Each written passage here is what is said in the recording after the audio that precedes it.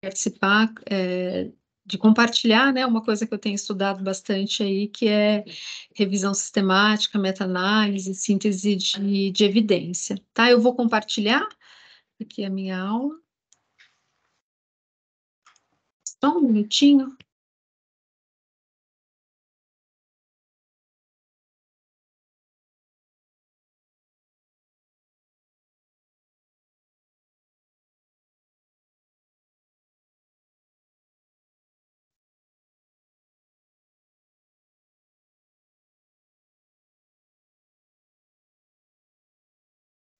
Ana, tá compartilhando, né? Tá aparecendo os meus slides? Acho que Tá tá, né? aparecendo. Só não tá no modo apresentação Isso, ainda. tá bom. Tá bom? Tá. Isso, eu vou passar aqui algumas coisas que eu conversei com vocês, que é uma introdução para a maioria das minhas aulas de síntese de evidência, e que eu já falei com vocês quando eu falei já está apresentando de revisão sistemática, quando eu falei para vocês de saúde baseada em evidência, né? Então, eu sempre faço uma introdução, né? Então, sobre a tomada de decisão na área da saúde, já tinha compartilhado isso com vocês, né? Que a tomada de decisão ela envolve um benefício, mas também envolve um risco, né? E o principal risco do benefício não ser real e você ter eventos adversos sérios, né? Falei da questão do cenário da economia da saúde, que a gente tem tido cada vez mais demanda por cuidados de saúde, e aí os recursos, eles acabam sendo o mesmo, né? E aí tem um desbalanço. Falei para vocês que também a tomada de decisão, a gente tem que lembrar dos princípios do nosso Sistema Único de Saúde, né, de não violar os princípios do acesso à saúde universal e igualitário, né? E também fiz a pergunta, né, no que a gente se baseia, né, para sermos assertivos em nossas tomadas de decisões clínicas, né? Falei do professor David Sackett, né, que fala da saúde baseada em evidência, né? Ele começou com a medicina baseada em evidência, né, do uso consciente, explícito, das melhores evidências, né, na tomada de decisão sobre um cuidado, né, a um determinado paciente, né, e falei da saúde baseada em evidência, que implica no uso de pesquisas que têm como objetivo melhorar, né, a qualidade em cada tomada de decisão clínica, né?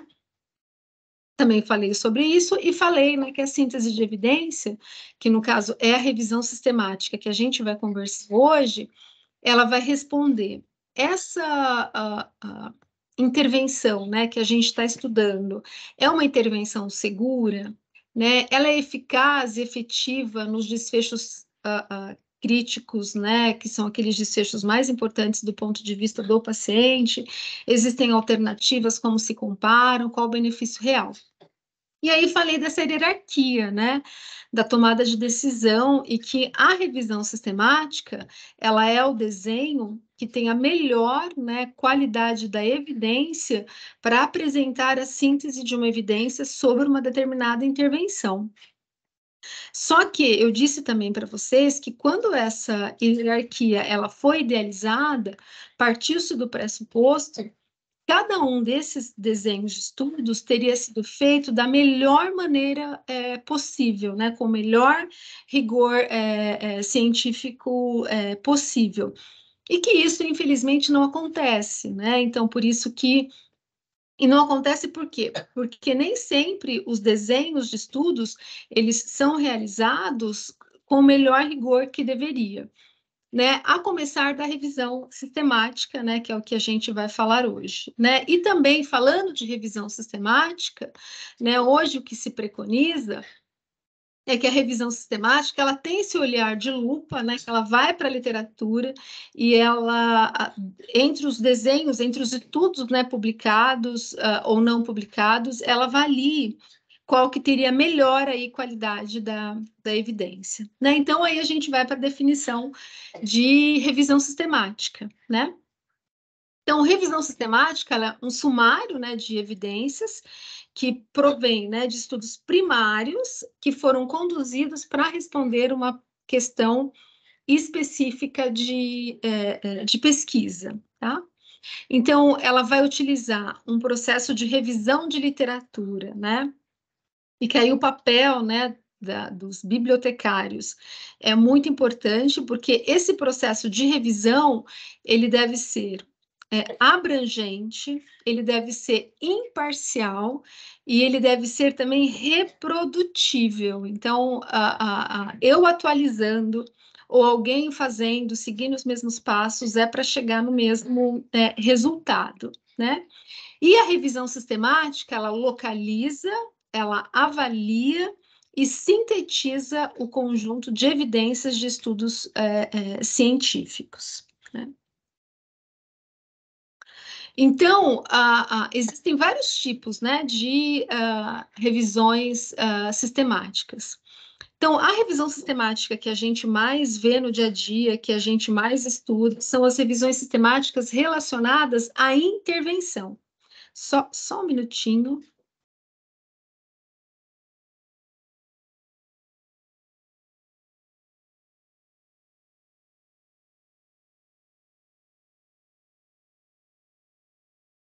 Então, existem, né, vários tipos de revisões sistemáticas, né? A revisão sistemática que a gente mais vê publicada, que a gente mais estuda, que a gente mais utiliza como exemplo, são as revisões sistemáticas relacionadas à intervenção. Mas existe também a revisão sistemática, que envolve um teste diagnóstico, né? Então, por exemplo, no cenário da pandemia, da Covid, a gente viu muito isso em relação aos testes rápidos, comparado com o teste da PCR. A gente tem a revisão sistemática de etiologia e risco. Então, uma revisão sistemática de etiologia e risco, ela quer saber se um fator de risco ele é responsável pelos surgimentos de uma determinada doença. E tem também aquelas revisões descritivas, que eu quero avaliar a prevalência, incidência, prevalência de obesidade na cidade, no serviço que a gente trabalha, e incidência, e tem algumas outras revisões também que a gente vai comentar, né? Um pouquinho, acho que de vez em quando...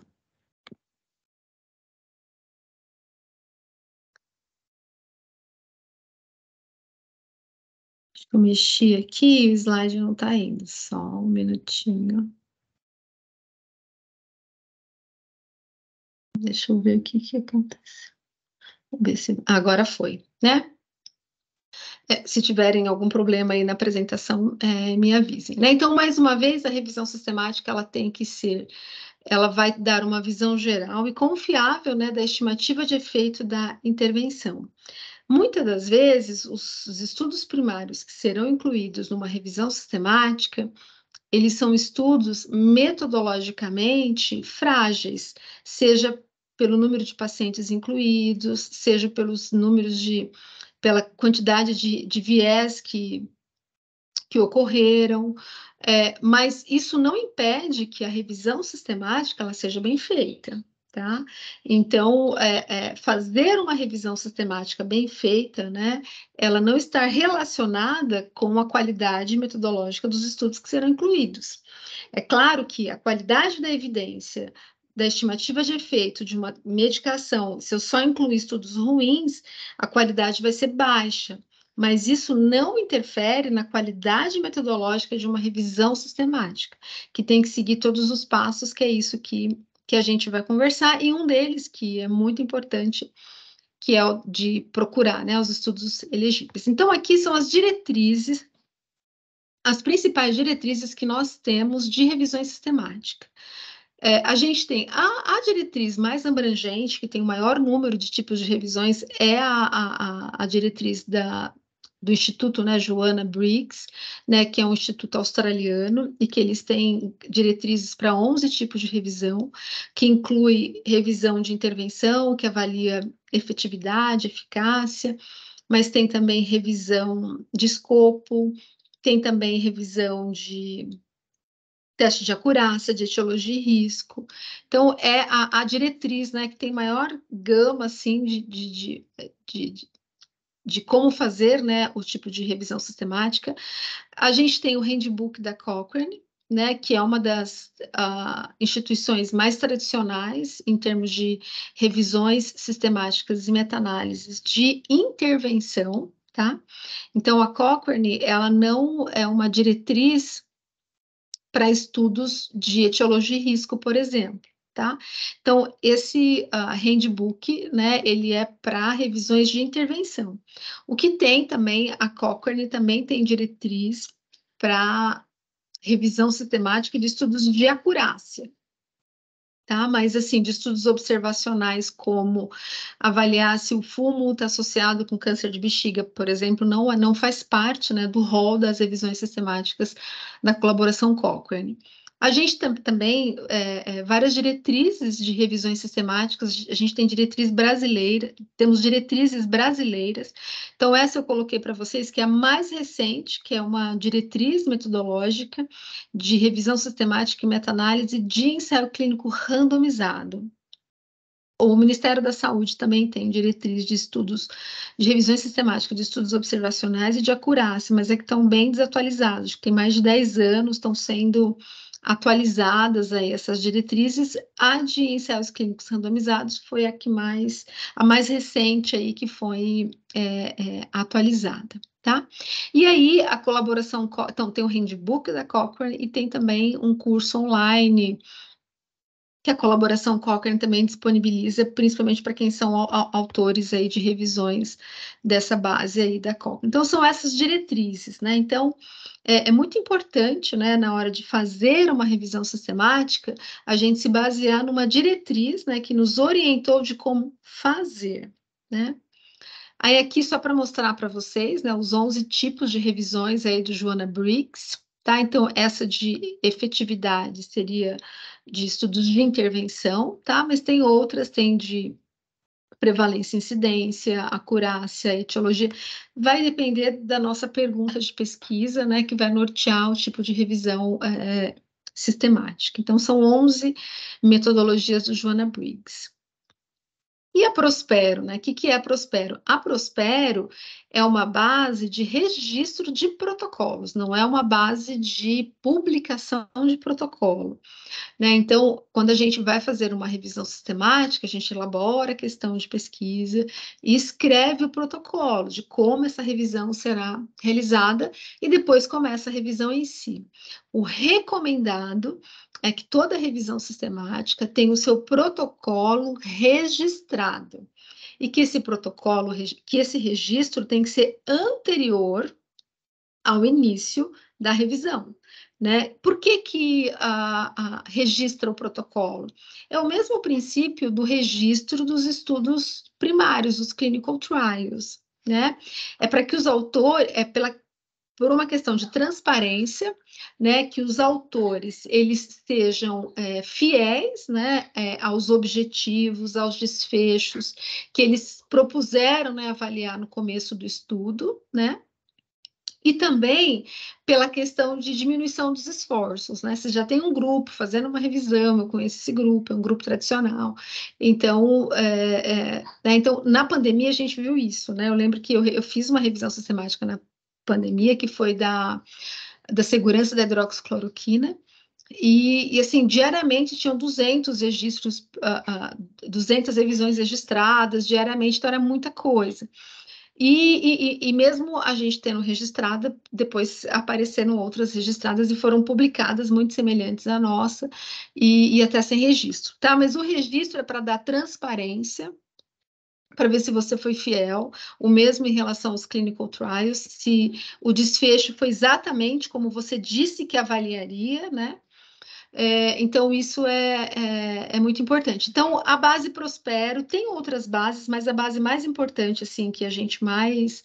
Não mais importante, mas a base que mais frequentemente essas revisões são registradas é a Prospero. O que é o Prisma, né? Então, eu falei das diretrizes, falei da Prospero e falei do Prisma. O Prisma é uma diretriz de como reportar uma revisão sistemática, né? Então, assim como a gente tem o STROBE, que é uma diretriz de reportar estudos observacionais, a gente tem o CONSORT, que é uma diretriz de reportar ensaios clínicos randomizados, A gente tem o Prisma, que é uma diretriz de como reportar. É claro, né, se você sabe como reportar e que tem vários itens que precisam ser reportados, automaticamente você vai atrás daquela informação e acaba te ajudando como um guia para produzir aquela revisão sistemática. Mas na própria diretriz do Prisma, do Consorte, do Strobe, está escrito lá que essa diretriz não é de como fazer, de sim de como reportar. Tá, então a gente tem o Prisma. Aí o Prisma, né? O Prisma de 2020, que é o Prisma mais recente, né? Que a gente tem, o outro era de 2009. Então, aí lá, aqui é o checklist, né? Mas existe uma que para cada item tem uma justificativa, o que colocar, o que fazer, enfim. Então, no título, né, ele fala que é importante identificar que se trata de uma revisão sistemática, né? Aí ele fala o resumo, ele dá a orientação, a introdução, o que precisa estar, né? O que faz parte do método? Os critérios de elegibilidade, né? Quem são os critérios de elegibilidade? Quais são os critérios de elegibilidade que está relacionado à pergunta de pesquisa, né? Que a gente vai ter uma aula só específica, mas vou passar de novo hoje aqui um pouquinho, né? Quem são os participantes, quem que é a intervenção, quem que é o controle, quais são os desfechos, né? E aí aqui entra o item 7 para apresentar, né, as estratégias de busca. As estratégias de busca, elas normalmente vêm no material suplementar, né, o apêndice e assim vai, né? Então, esse checklist, ele tem 27 itens, né, com recomendações detalhadas para cada item, né, e tem diagramas também, então ajuda a como reportar, tá bom? Normalmente, quando a gente faz uma revisão sistemática, a gente usa um software, né? Quando eu comecei, em 2011, era tudo muito manual, a gente só tinha um Hevman, né, para fazer a meta-análise. Mas a seleção, lembro que nessas primeiras eu imprimi um monte de papel, e que hoje, né, claro, tem toda a questão aí de meio ambiente, né, mas foram desenvolvidos vários softwares para nos ajudar nesse processo de revisão sistemática, tá? O Revman da Cochrane, ele é um software para realizar, né, as meta-análises. Então, ele só faz isso. O Revman inicial, você poderia escrever também o protocolo, escrever a revisão e fazer as meta-análises, aplicar o risco de viés. Aí eles migraram para Covidence, que é um outro software, só que esse é pago, o Review Manager é gratuito, se for para uso, né, de instituição pública de pesquisa. Então, esse aqui da Covidence, ele acaba fazendo desde o processo de seleção, avaliação do risco de viés, extração dos dados, né? Mas ele é pago, então não tem. Se for para uma revisão da Cochrane, tem acesso, e se for para uma outra revisão que não seja da Cochrane, ele é pago. Aí o JBI, que é Jonah Briggs, também eles têm o JBI, que é o Sumari, que também faz todo o processo de seleção dos estudos, avaliação do risco de viés, faz também a síntese de evidência, tá?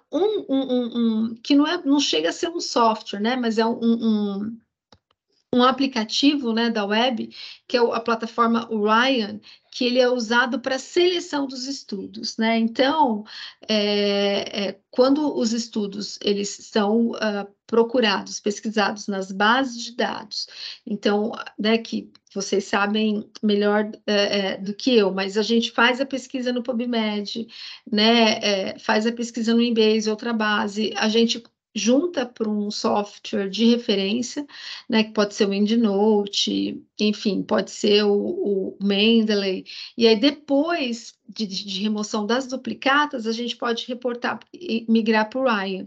E lá no Ryan, a revisão é cega, né, entre duas pessoas, e depois que ambas terminam, dá para tirar do modo cego e resolver os conflitos. Então, esse Ragic eu nunca usei, mas também é um outro software que pode ser usado para revisão sistemática. Então, é importante ter familiaridade, né, com um desses softwares. Então, vamos lá para as etapas, né, da revisão sistemática. E aí, já para também, né, deixar bem claro que A meta-análise, ela vai estar aqui, ó, no item 5, né, que é a análise estatística, ela faz parte da revisão sistemática, mas elas não são sinônimos. Então, ainda existem, né, algumas publicações que vêm lá a meta-análise como sinônimo de revisão sistemática. A etapa que vai da formulação da pergunta até a avaliação da qualidade da evidência. Então, é a revisão sistemática. Então, a meta-análise vai fazer só essa análise aí estatística, né? Essa combinação desses resultados estatísticos, pegando o resultado individual de cada estudo. Então, a primeira coisa, né? Então, às vezes, alguns alunos, seja da graduação ou da pós-graduação, e eles querem fazer uma revisão sistemática, né? E aí a gente pergunta como, né, provável orientador, que na realidade a formulação de pergunta ela vai para toda a pesquisa, né? Então aqui não seria diferente. Mas você tem alguma pergunta, né, a ser respondida pela revisão sistemática? Então é a primeira coisa. Às vezes eles não têm, às vezes eles têm, e a gente precisa ajudar a formular, e às vezes a gente tem alguma pergunta que seja demanda do Ministério da Saúde, que seja do meu dia a dia como profissional de saúde, vendo esses pacientes diariamente, e aí a gente chega na formulação da pergunta, tá? Então, formular, né, questões de pesquisa demanda tempo, expertise, engajamento com o público-alvo a quem a revisão se destina. Então, assim, elaborar, né, a questão de pergunta, que a gente vai fazer um exercício na terceira aula que eu vou dar para vocês, é muito importante, né? Então, às vezes não, muitas vezes as pessoas passam batido pela questão de pergunta e vai direto para a literatura procurar. Aí pega tudo que tem na literatura e pegam, inclusive, muitos estudos que não respondem à pergunta de pesquisa. E por que isso? Porque a pergunta não foi bem elaborada, não se gastou um tempo para elaborar uma pergunta, né? Então, a elaboração de pergunta é muito importante, né? Então, isso que eu estou falando para vocês está lá no handbook, né, da colaboração Cochrane. Então, demanda tempo. A pergunta ela deve ser capaz de responder uma lacuna de conhecimento, tá? Às vezes, a lacuna de conhecimento está relacionada à nossa realidade, como país, como estado, como cidade, tudo bem, tá? Mas a gente tem que, o ideal é que seja uma pergunta nova, que não tenha sido respondida. O que às vezes pode fazer é atualizar uma revisão sistemática que foi publicada 10 anos atrás, por exemplo, e eu quero atualizar.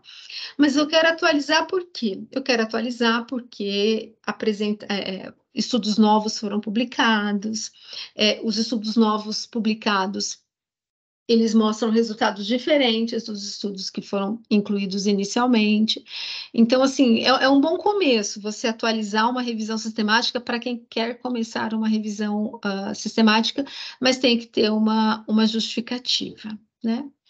E aí, eu não sei se eu comentei com vocês, né, mas vou falar isso várias vezes, né? Então, a pergunta e principalmente o desfecho, que é como eu vou avaliar, né, por exemplo, o efeito de uma intervenção, ela tem que ser relevante, né, para todos os atores envolvidos no processo decisório em saúde, principalmente o paciente, né? Então, por isso que você precisa de uma equipe multidisciplinar e que envolva preferencialmente representantes de pacientes e também de gestores, né?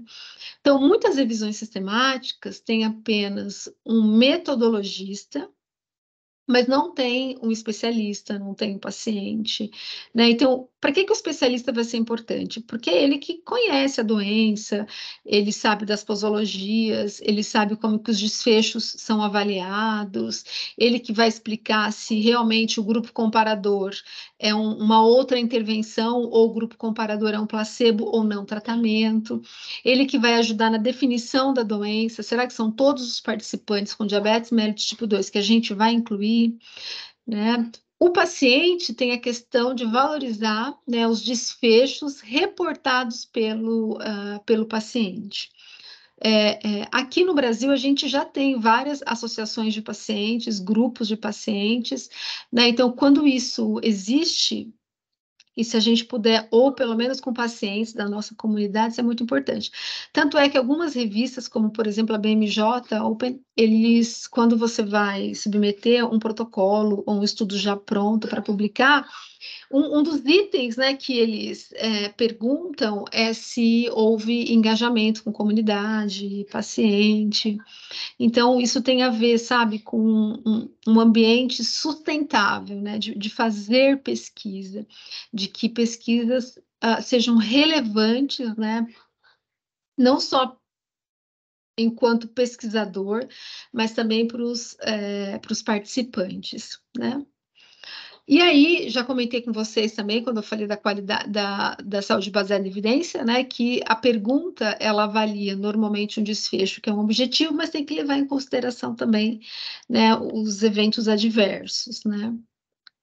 E aí, os critérios Finer, que é um dos critérios que a gente usa, né, se a pergunta ela é factível, se ela é interessante, se ela é nova, se ela é ética, e se ela é relevante, né?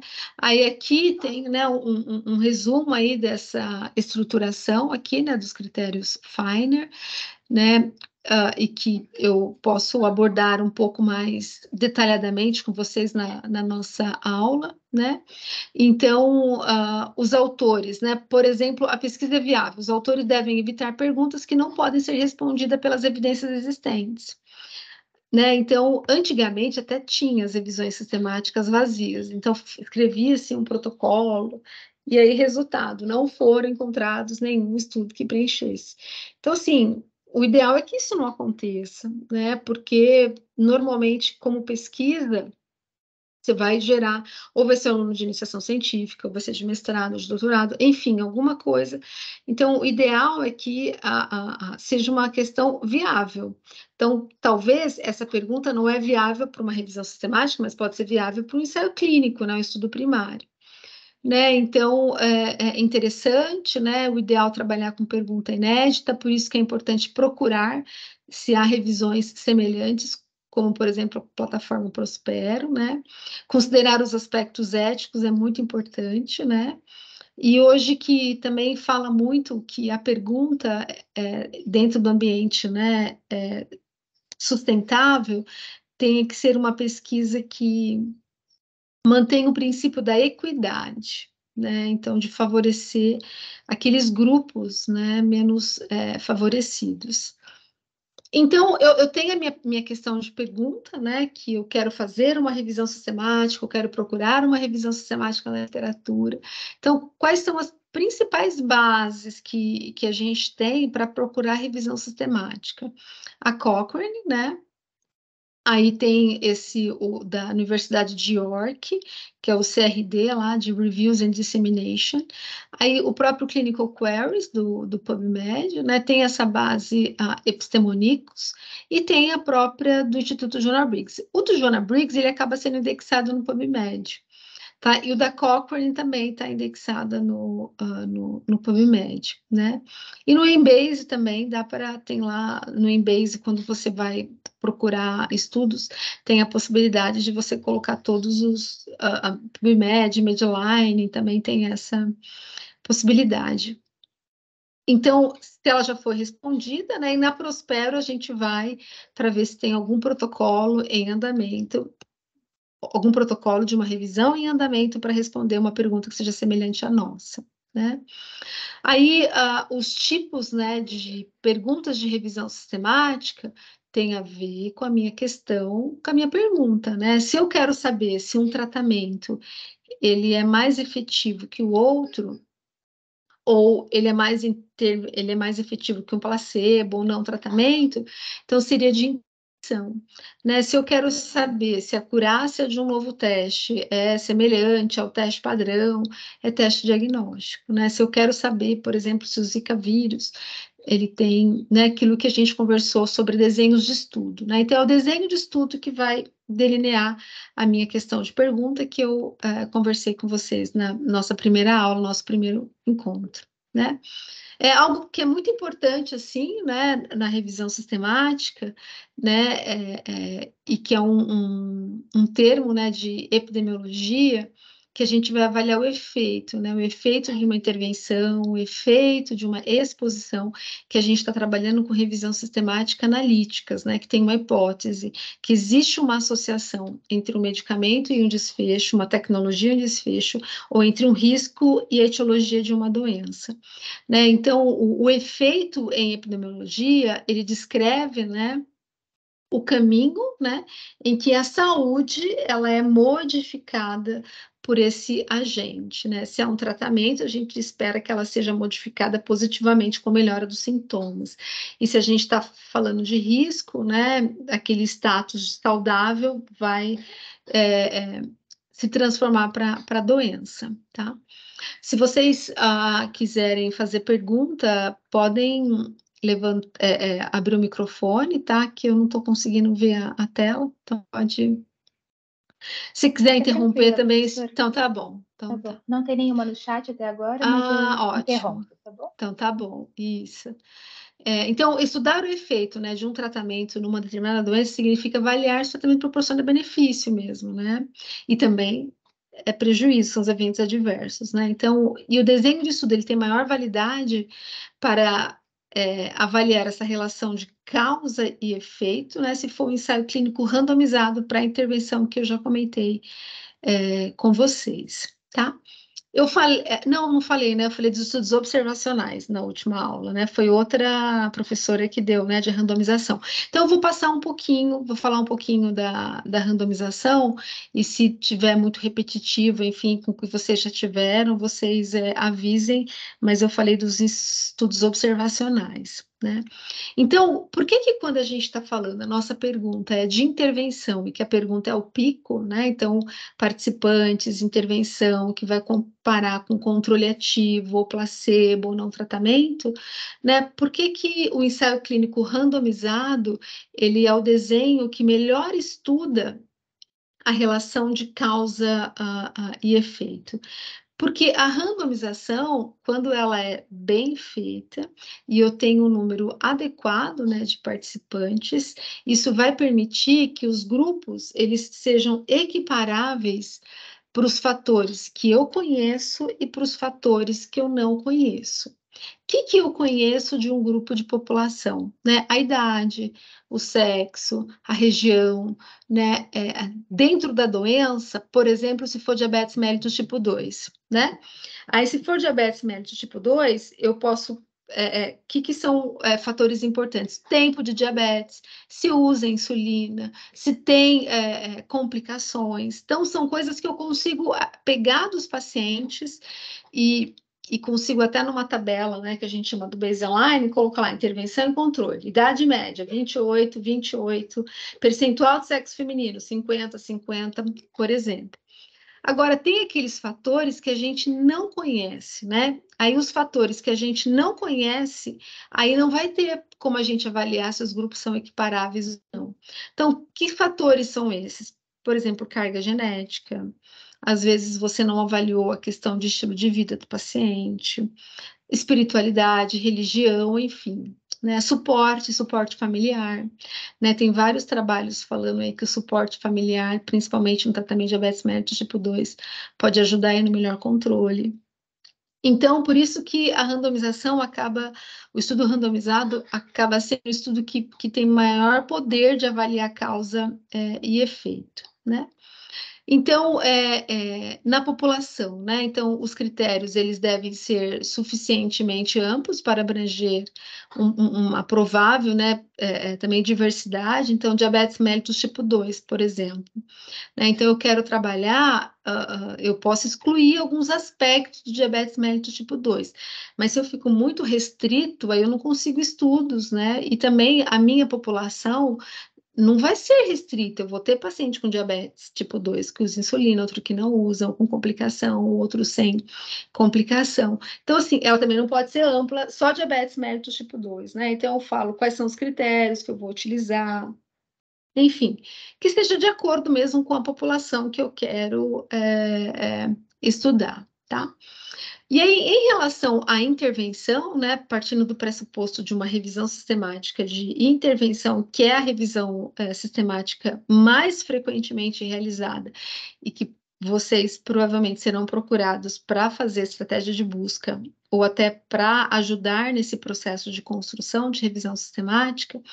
Então, na revisão sistemática de intervenção, eu vou ter a intervenção, que pode ser um medicamento, pode ser um protocolo de estudo, pode ser uma técnica cirúrgica, pode ser um cuidado de enfermagem, pode ser uma dieta alimentar, pode ser uma atividade física, enfim, as intervenções elas podem ser inúmeras.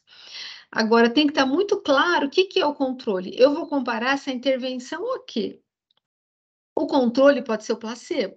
Então, por isso que a gente precisa, né, de uma equipe multidisciplinar, né, a gente precisa de um especialista junto. Por exemplo, para diabetes mellitus tipo 2, pacientes recém-diagnosticados, que eu vou entrar com uma medicação, a gente não pode dar placebo, a gente tem que dar uma medicação para esse paciente, né? Então, não poderia ele não estar recebendo nada, mas tem algumas outras situações que não existem. Por exemplo, quando começou a vacinação para Covid. Os primeiros estudos foram randomizados, um grupo recebia a medicação, a injeção, a vacina, e o outro grupo não recebia a vacina, né? Agora, pode ter também o controle ativo, né, que é uma variante da intervenção experimental, pode ser um medicamento diferente, pode ser uma modalidade.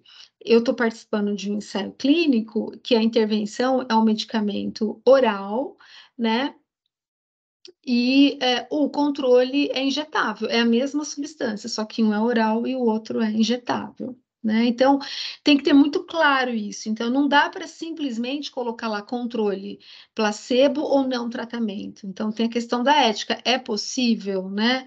Então, ou o que que eu quero como pesquisadora? Eu quero avaliar essa medicação comparada a essa, ou eu quero saber o efeito dela mesmo, né? Então, o grupo controle não vai receber nenhum tratamento. Então, quando o meu controle é placebo ou não tratamento, eu vou avaliar o efeito, né? O quanto essa intervenção vai mudar, né, a evolução natural dessa doença, a evolução dessa doença, né? E aí, quando eu tenho controle ativo, tudo, eu vou ver comparação dos efeitos entre as intervenções. Então, é muito importante, né? Por isso que a pergunta, a gente gasta muito tempo com ela, né? Os desfechos eu comentei com vocês, né?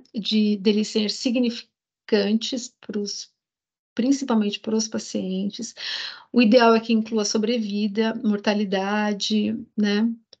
Eventos cardiovasculares, a gente sempre lembrar dos desfechos reportados pelo paciente, que tem tido muita relevância na incorporação de novas tecnologias.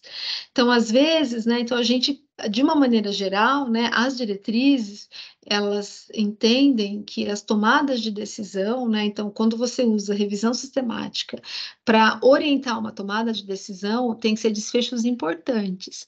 Se eu estou falando de diabetes mellitus tipo 2 e eu ficar só na hemoglobina glicada, pode não refletir realmente se vai ter efeito em mortalidade, em diminuição das complicações crônicas. Mas, por outro lado, também é importante a gente avaliar a qualidade de vida de um paciente que é portador de uma doença crônica, né? Então, não é fácil receber o diagnóstico de uma doença que você vai ficar com aquele diagnóstico para o resto da vida, né? Uma pneumonia, uma infecção de urina, tem e acabou, né? Uma fratura, né? Tudo bem, pode ter consequências, mas enfim, uma fratura leve, consolida, acabou, né? Agora, diabetes mellitus tipo 1, diabetes mellitus tipo 2, hipertensão arterial sistêmica, então são diagnósticos de doença crônica, né? Que a pessoa vai ter que lidar com esse diagnóstico para o resto da vida, e nem todo mundo consegue entender isso muito fácil. Então, se uma intervenção, né, ela ela tem um efeito positivo nesses desfechos reportados pelo paciente, que inclui qualidade de vida, melhor aceitação, maior aderência. Então, são intervenções que terão um motivo que poderão ser levados em consideração de incorporação se ela mostrar benefício nesses desfechos reportados pelo paciente. Alguém ia falar alguma coisa? Não? Então, tá. Então, os eventos adversos, né? Outra coisa também que é importante, a questão dos encargos, né, da intervenção.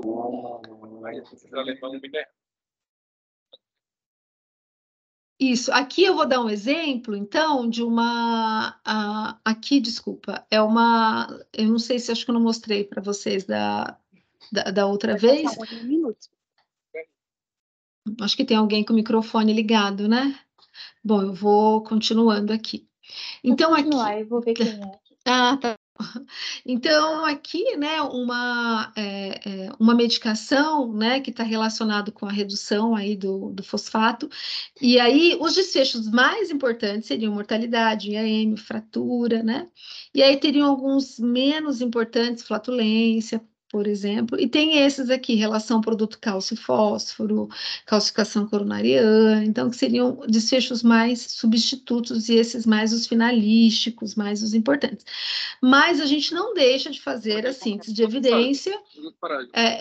A gente não deixa de fazer a síntese de evidência só porque não tem a gente coloca lá, se propõe que aquele seria o mais importante, né? Então, por exemplo, em diabetes, a gente acaba pondo hemoglobina glicada para todos, porque todos acabam reportando hemoglobina glicada, né? Então, a gente coloca lá os desfechos cardiovasculares, mas a gente não deixa de fazer só porque não tem os mais importantes, mas é que o uso daquela síntese para incorporação vai levar isso em consideração. Então, aqui um exemplo, né? Essa Amanda foi minha aluna de mestrado, né? E ela veio com essa pergunta, né? Ela era residente, estava tratando pacientes obesos, pacientes com diabetes mellitus, várias doenças. E o que ela queria saber, o que ela perguntou é: pacientes obesos com baixos níveis de testosterona, que isso pode acontecer, a reposição de testosterona é eficaz na perda de peso? Então, a pergunta dela, ela queria saber, o desfecho era perda de peso e melhora das complicações da obesidade, não era nem relacionada à melhora da libido, da performance sexual. Então, essa foi a pergunta da Amanda, né? Aqui foi o pico, né? Então, pacientes com obesidade, nível certo, testosterona baixo. A gente não existe um consenso de repor testo para esses pacientes. Na realidade, o consenso é mais de não repor, né? Então, por isso que o controle aqui foi placebo ou não tratamento, né? E a intervenção, a reposição de testosterona mais o tratamento padrão da obesidade. E aqui foram os desfechos, né? Então, para quem quer perder peso, né? Então, a perda de peso é um desfecho importante. Primeira coisa que o paciente chega, ele quer ver na balança, ele quer ver a circunferência da cintura. Então, é um desfecho importante, né? Então, a gente colocou isso, mas colocou também segurança, qualidade de vida, melhora do diabetes, dos níveis pressóricos e eventos cardiovasculares e morte, tá? Aqui foi o trabalho, né? Revisão sistemática que a gente publicou, né? Então, essa foi a pergunta, né, da Amanda. Aí a gente formulou a pergunta, a gente vai para localização e seleção dos estudos, né? Então a gente gasta bastante tempo na formulação de pergunta e a gente vai gastar também bastante tempo para montar as estratégias de busca. E dependendo da pergunta, a gente tem que fazer várias estratégias, porque o número fica muito alto de estudos, aí você tenta usar filtro, alguma coisa que a gente vai conversar, né? Então, assim, a gente estrutura o pico, né? Normalmente, o que a gente usa do pico para a estratégia de busca, para revisões sistemáticas de intervenção, é o P de participantes e o I de intervenção. Então, a gente começa com esses dois, né? E que aí a gente vai usar o OR para combinar todos os sinônimos e mesh termos dos participantes, vai fazer a mesma coisa que a intervenção, e esses dois grupos a gente vai copiar, vai pesquisar com o operador AND. Então, normalmente é o participante e a intervenção. Se é uma revisão de etiologia e risco, participantes e qual que é, a doença ou o risco, né? Então, normalmente fica os participantes que têm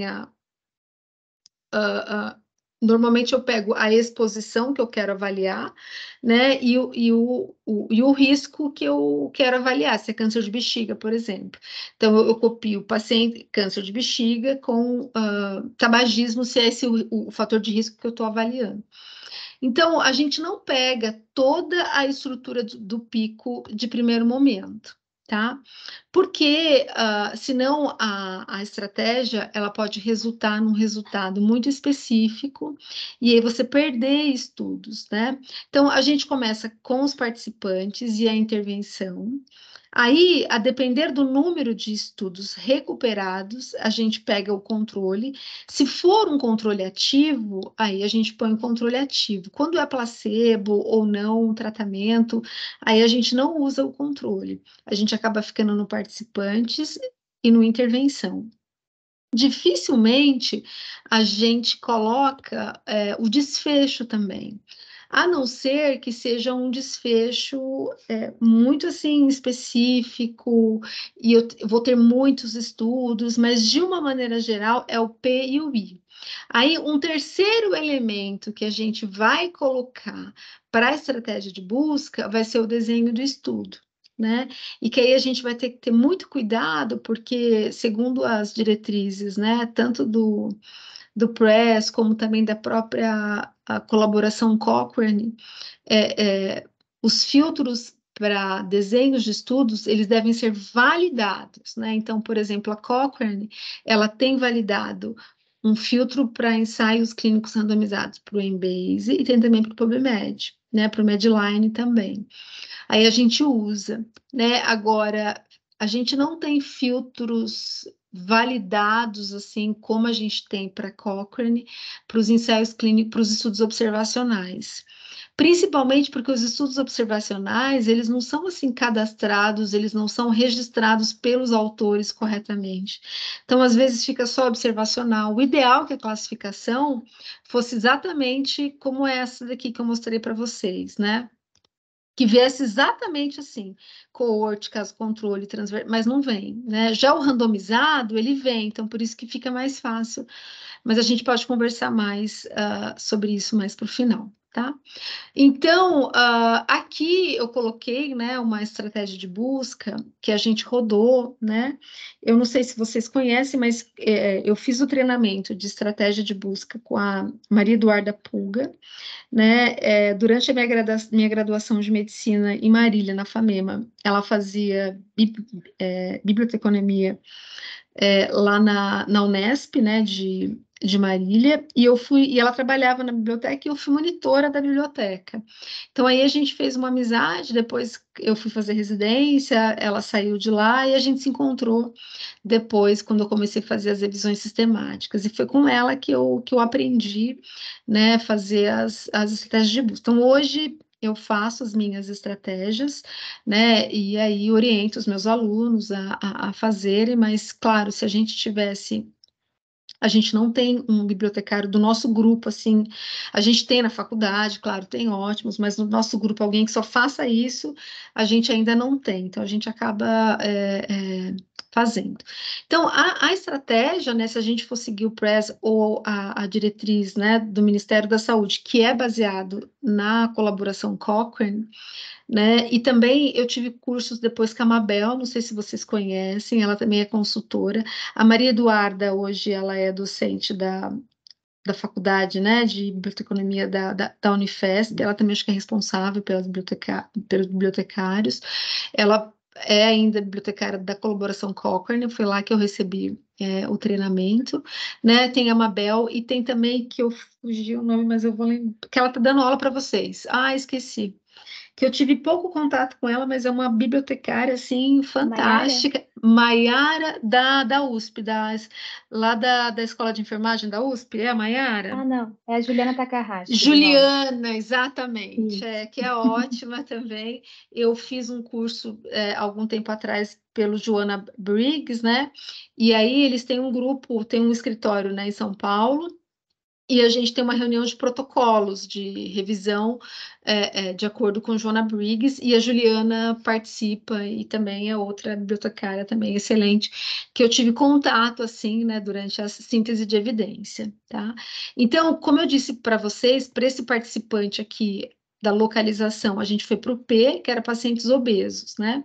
E aí, claro, a gente vai procurar quais são os MASH, né, lá no PubMed, relacionados à obesidade. Aí eu preciso saber, né? Por isso que é importante, né? Você ter o especialista. Então aqui eu coloquei só o da obesidade, aqui é o da obesidade, mas observe que também tem o da obesidade abdominal, né? Aqui tem da obesidade mórbida. Né? Então, quando a gente vai no MESH para procurar os descritores e coloca lá obesidade, vai aparecer. Então, o ideal é que a gente avalie, né, e coloque todos os meshes e os sinônimos relacionados, né, ao grupo de participantes que eu vou incluir na revisão sistemática, né? Então, por exemplo, se eu colocasse aqui só obesidade, não incluísse obesidade abdominal, síndrome metabólica, eu poderia perder esses pacientes, né? Inclusive, a gente colocou até diabetes mellitus tipo 2, porque tem alguns pacientes que, a maioria dos pacientes com diabetes mellitus tipo 2, eles têm obesidade também, né? Então, por isso que é importante conhecer todas as maneiras que esses participantes podem ser apresentados para a gente englobar no maior possível número de mesh aí de descritores. Em relação aos sinônimos, né? Então, tem os sinônimos, a gente acaba pegando todos que estão lá na base do PubMed, Embase, claro, aqueles que não têm correlação a gente não pega, mas tem também aqueles sinônimos não controlados, né? Não sei se vocês usam esse termo, mas que o especialista usa, as pessoas usam, mas não está lá, e que é importante você acrescentar, a gente acaba acrescentando por último, tá? Então, essa é a estrutura, né, que a gente tem utilizado, né? A gente eu faço exatamente isso, é o que está na diretriz da Cochrane, do Ministério lá da Saúde, dos treinamentos que eu recebi.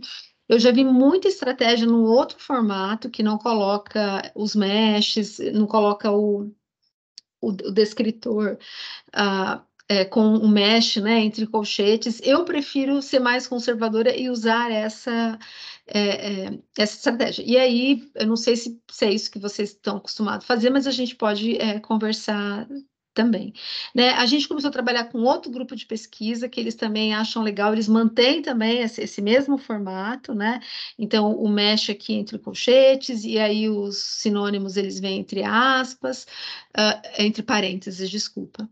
Mas um outro grupo também comentou com a gente que eles pegam o mesh e colocam também entre parênteses, por exemplo, aqui, obesidade, or, abriria parênteses e colocaria obesidade. A gente deu uma testada, não mudou muito, mas de uma maneira geral, a maioria segue esse formato, né, de estratégia, tá?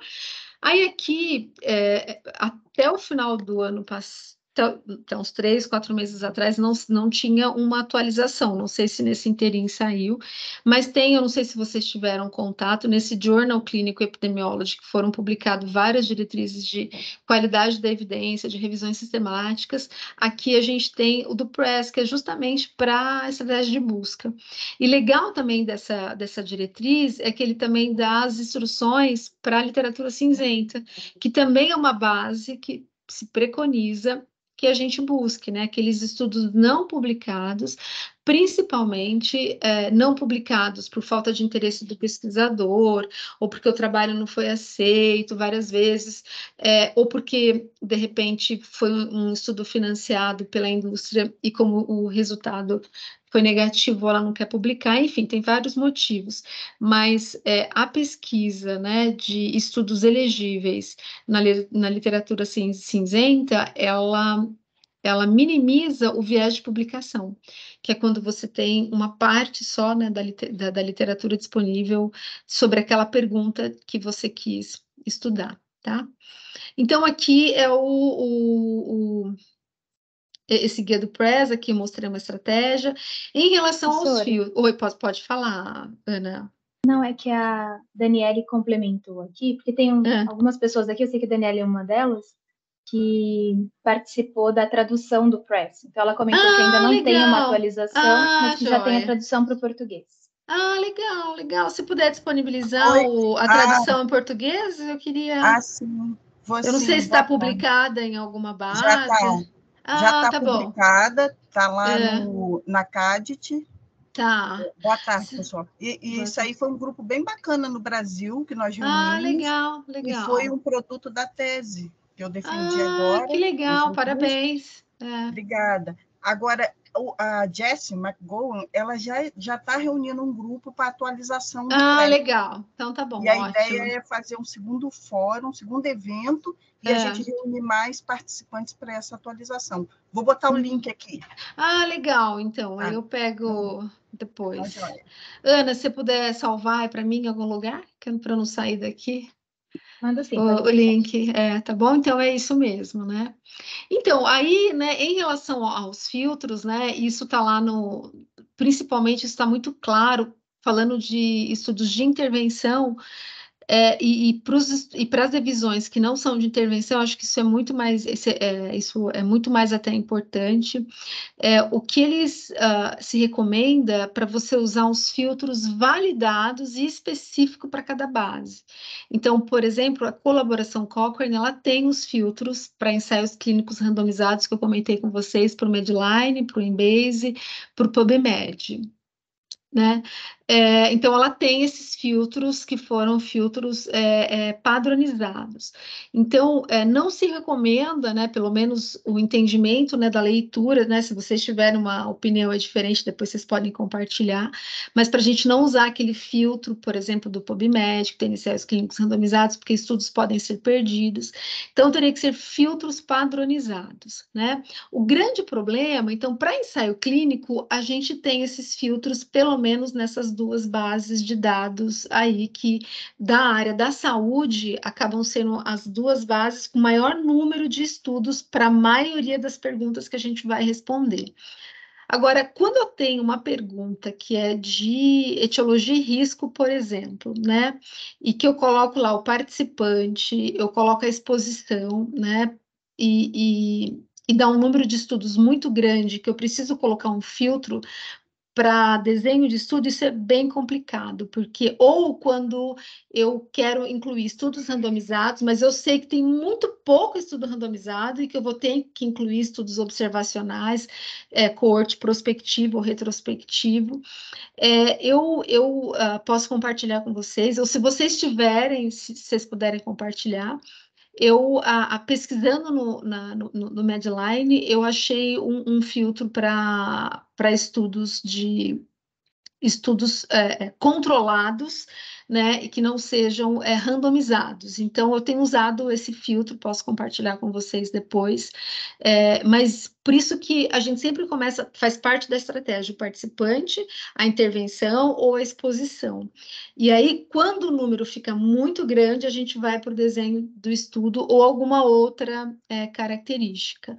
Assim, filtro, então, para ensaio clínico randomizado, para essas duas bases. A gente tem os validados da Cochrane.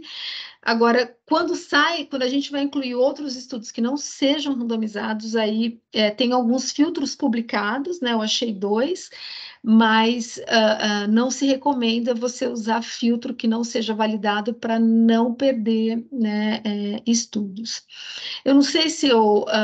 tá. Então, as bases de dados, né, que a gente usa, então, tem as 4, né, que aqui no Brasil são as bases de dados que a gente mais acaba usando, né, então, o Medline, que pode ser pelo PubMed ou não, a gente usa, né, o Embase, usa a Central Cochrane, né, que é a base da Cochrane para Trials, né, que ela também tem, e a gente também usa da Biblioteca Virtual da Saúde.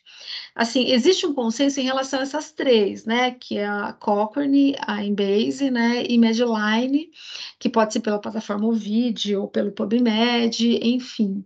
Agora, a questão, por exemplo, da Biblioteca Virtual da Saúde depende, né, então, por exemplo, quando são doenças, né, da nossa região, acho que tem que ter, né, aí dentro da Biblioteca Virtual da Saúde, a Lilacs, mas também pode ser uma outra base, né, e aí, em relação e vocês sabem, né, melhor do que eu, que tem aquelas bases específicas para alguns tópicos e que aí elas devem ser incluídas, né? Então, a Sinal, né, de enfermagem, tem a Pedro, que é de fisioterapia, tem uma que é ECRI, que é de estudo médico, é ensino na saúde, não sei se é só médico, é ensino na saúde.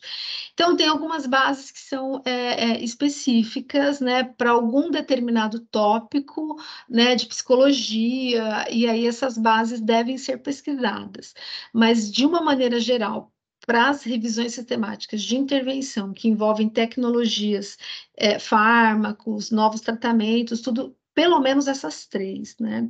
Tem muitas, o acesso à Embase, ele é pago, né? A gente tem acesso pelo Medline gratuito pelo PubMed, a gente tem o acesso pelo Ovid e pelo Medline, mas, por exemplo, o Embase, nem todas as faculdades têm acesso. A minha, graças a Deus, né, a Unesp tem acesso ao Embase, acho que a Unicamp, a Unifesp, acho que a USP também tem. É muito caro, né? Realmente um acesso caro, mas precisa, né? O uso não pesquisar o Embase para a maioria de perguntas de pesquisas relacionadas à área da saúde pode gerar uma perda aí de 50% de estudos ou até mais.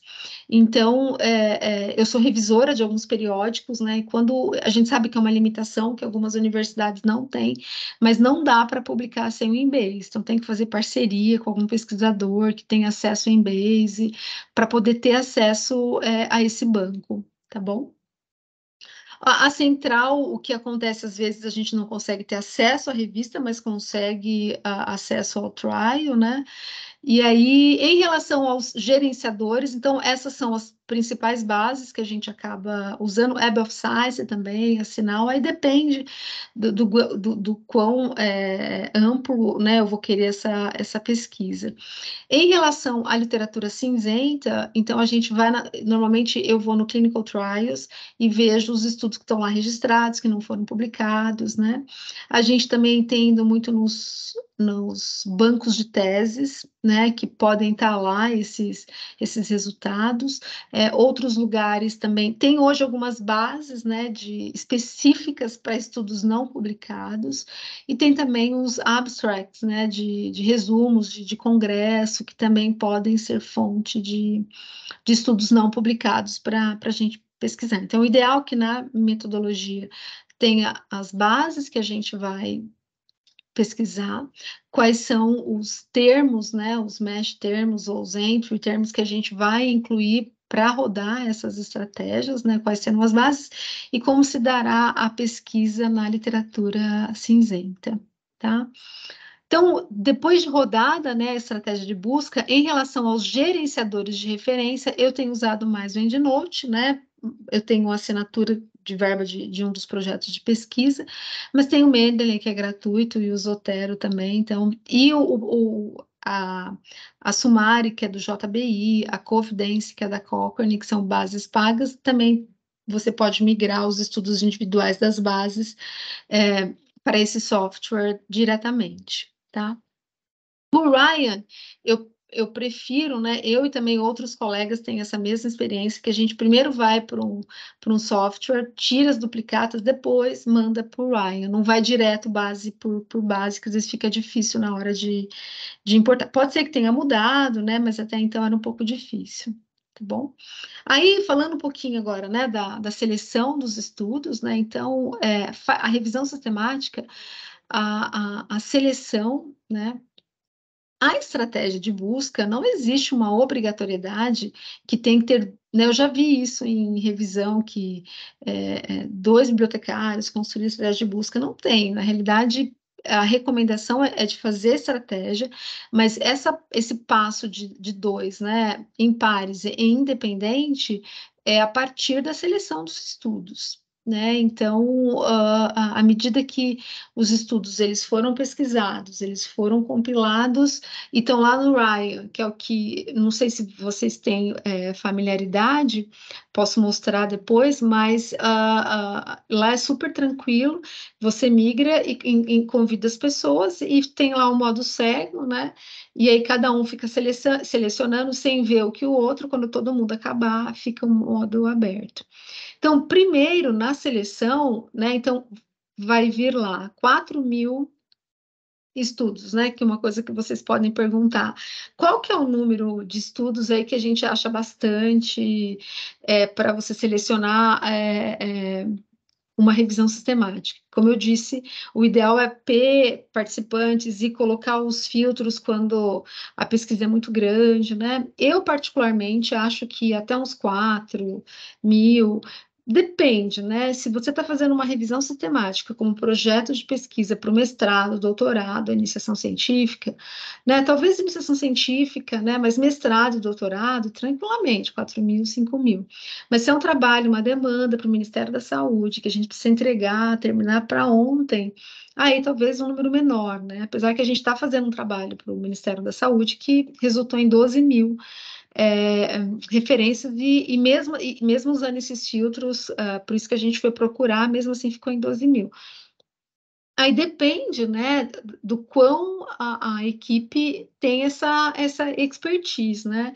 Assim, eu fiz um cálculo recente com uma aluna minha de doutorado e a gente conseguiu, em 1 hora, por exemplo, tranquilamente avaliar 100 títulos, né? Então, primeiro, então, 4.000 é muito. Aí as pessoas, nossa, 4.000, mas essa estratégia que vai para a gente selecionar, que vai lá no Ryan, é um resultado o quê? Sensível. Então, vai ter muito falsos positivos. Então, vai ter muita pesquisa, a maioria não vai incluir, porque eu tive esse cuidado. Se eu fizesse uma estratégia muito específica, eu podia perder. É igual o teste diagnóstico, né? Esse primeiro para o rastreamento tem que ser bem sensível. Então, eu fico só olhando o título, eu já excluo, não preciso ler o resumo. Então, a minha pergunta é em obesidade, né? Aí eu vejo lá, né, que é a testosterona em pacientes emagrecidos. Já não tem nada a ver, então eu já nem preciso ler o resumo, né? Eu estou procurando ensaio clínico randomizado, aí vejo lá que é um estudo caso-controle. Já excluo, não vou ler, né? Então, esses 4.000, eles não vão ser lidos na íntegra, 4.000, né? Vão ser lidos os títulos da maioria, uma minoria vai ler o resumo e vai ficar para leitura na íntegra, a depender da revisão, 20, 50, 100, né? Aí vai depender. Tá? Então, essa seleção, ela tem que ser individual em pares, por quê? Primeiro que tem os conflitos, né? Às vezes uma pessoa tem trabalho incluído, quer incluir o dela, não quer incluir o outro. E tem também os erros, né? Então, por isso que precisa ter essa checagem. Extração é muito importante, porque às vezes a pessoa extrai 0,5 e ela extrai 0,0. Desculpa, é 0,5, ela extrai 0,05, né? É 50, acontece, né? Então, por isso que tem que ser em pares. Então, na primeira etapa, é título, resumo e depois na leitura na íntegra. E aí, em caso de discordância, né? Normalmente a gente faz uma decisão por consenso, né? Junto com os alunos, né? E aí um terceiro revisor. E aí a gente faz tudo isso no Ryan, tá? E aqui, só para mostrar um processo de seleção. Uma outra coisa, o preconizado é que quando você submete, né, ou quando você vai defender a sua tese a uma revisão sistemática, a estratégia, né, ela tenha menos de 1 ano, né, de quando você publicou, de quando você publicou, de quando você vai defender. Então, na maioria das vezes, quando a gente usa para iniciação científica, para mestrado, doutorado, a gente tem que atualizar. Porque a gente tem que lembrar que esse aluno, né, ele está em formação, então ele não vai fazer como uma pessoa que só faz revisão sistemática. Ele tem o curso dele, tem o trabalho, ou, tudo bem, tem os alunos de mestrado, doutorado, que são bolsistas, né? Mas tem um grau, né, de aprendizado. Então, normalmente, preconiza, né, se passou um ano da estratégia de busca, a gente tem que atualizar. Então, aqui a gente segue o prisma um pouco modificado, né? Mas pode variar. Eu tenho feito mais sucintamente, então coloquei aqui a primeira estratégia, a segunda, né? Aí aqui é importante também, essas referências identificadas manualmente são referências que eu busquei, por exemplo, em congresso, e também, às vezes, lendo um estudo, eu encontro um estudo elegível que não estava não resultou na minha estratégia, mas isso também vale, também é um método de você procurar os estudos para serem incluídos. E aqui, ó, ficaram 124, né, para leitura na íntegra, que foi o estudo da Amanda, e aí 39 estudos foram incluídos, né, e 85 foram excluídos. Nessa fase, então, primeiro eu leio o título, aí aquilo que eu não consegui excluir pelo título, a gente dá uma lida no resumo. Se não deu para excluir, aí a gente vai, muito provavelmente, pegar na íntegra, a não ser que eu coloquei lá maybe, ou eu coloquei incluir, mas deu conflito, e a outra pessoa, ou por consenso, justificou que não entra, aí a gente não coloca, tá? Da leitura da íntegra, né, então, esses 124 que foram para a leitura na íntegra, é porque, lendo o resumo, ele preencheria os critérios de elegibilidade, né? Aí, quando a gente vai na leitura da íntegra, a gente vê que menos da metade vai ser incluída. Nessa fase, essas referências excluídas devem ser justificadas. Então, recomenda-se que tenha uma tabela bem simples, tá? Porque esse estudo, vou mostrar aqui para vocês que eu estou fazendo uma revisão e estou justamente na construção dessa tabela. Por exemplo, aqui, ó, tá? Então, aqui é o sobrenome do primeiro autor, o ano e por que esse estudo foi excluído, tá? Então, nessa fase aqui, a gente precisa justificar porque o estudo foi excluído, tá bom? Então, falei para vocês da estratégia, da seleção e agora da avaliação crítica, né, dos estudos. Né, então, falei da randomização, porque que a randomização ela é importante, né? E a randomização ela é importante principalmente para minimizar o viés de seleção. Né? Que é o viés de seleção? É quando você tem um erro na alocação dos pacientes, e aí pode acontecer de um grupo de pacientes ter uma predisposição maior para ir um grupo em detrimento do outro, que quando você randomiza, a chance tem que ser igual, né? Para todos os pacientes, tem que ser a mesma, não pode ter uma chance diferente. Eu não lembro se eu mostrei para vocês, eu gosto desse livro de epidemiologia do professor Gordon, né, ele já faleceu, mas o livro dele é um dos livros mais tradicionais em epidemiologia. Só para mostrar, né, se eu já mostrei alguma vez, vou mostrar de novo, porque eu acho que sempre é válido, né?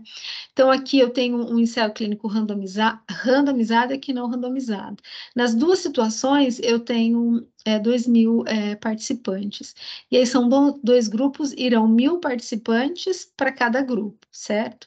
O que eu falei para vocês é que a randomização, ela permite que os grupos sejam equiparáveis, pelo menos predominantemente equiparáveis naquilo que eu conheço, naquilo que eu não conheço.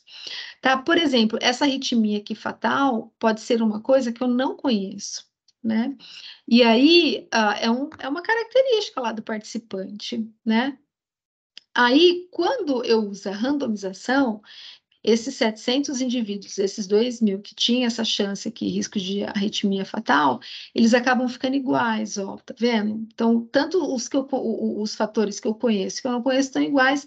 E quando eu avalio morte, foi igual, foi 240, o risco foi 24, foi igual. Agora, aqui, quando é não randomizado, tem uma tendência, né, de algumas características não serem equiparáveis.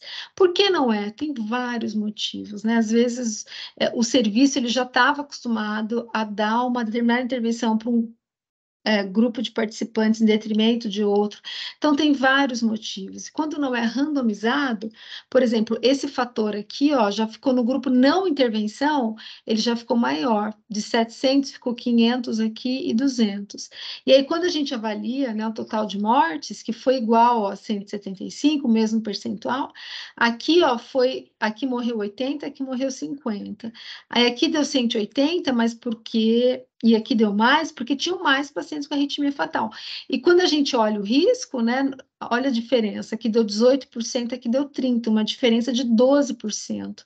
Então, quando o ensaio ele não é randomizado, ou quando a randomização não é adequada, aí tem esse risco dos grupos não serem equiparáveis, e aí um determinado desfecho pode acontecer não pela intervenção, mas por um fator lá que está agregado ao participante, que a gente chama de viés de seleção, tá? Então, é isso, né, a randomização. E um outro fato também importante é falar do sigilo de alocação. Deixa eu ver. Eu coloquei aqui, tá, mas tem uma outra aula que eu posso mostrar para vocês. O sigilo de alocação é o processo que antecipa, é um processo usado para prevenir o conhecimento antecipado da alocação de em um dos grupos do ensaio clínico randomizado, né? Então, a randomização, a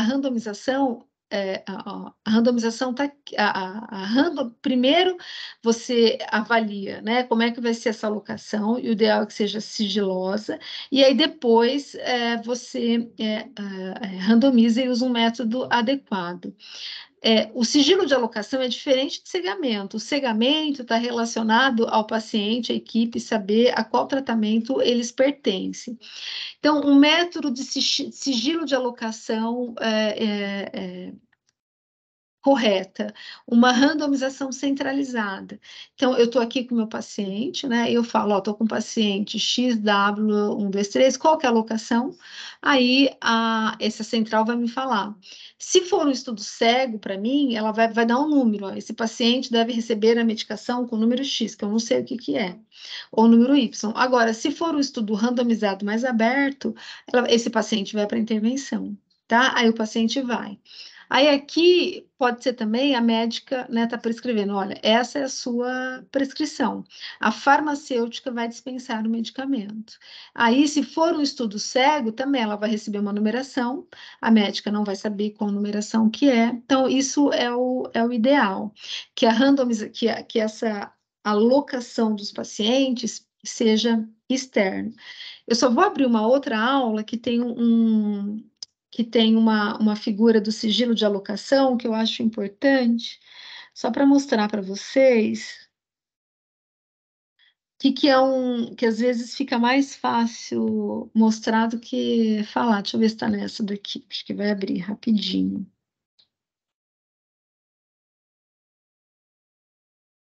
Beber uma água enquanto isso.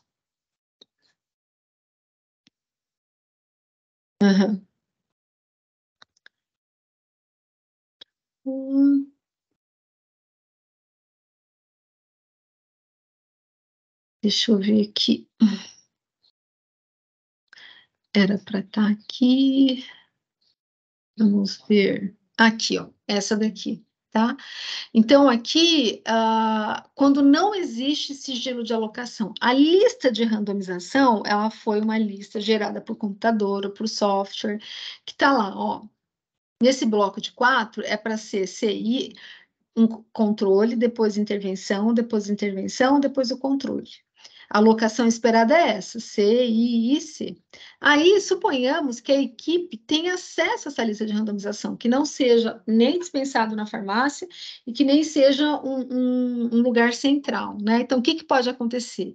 Então, essa pesquisadora vai falar para outro pesquisador. De acordo com a lista de randomização, o próximo paciente que entrar no consultório terá que ser alocado no grupo controle.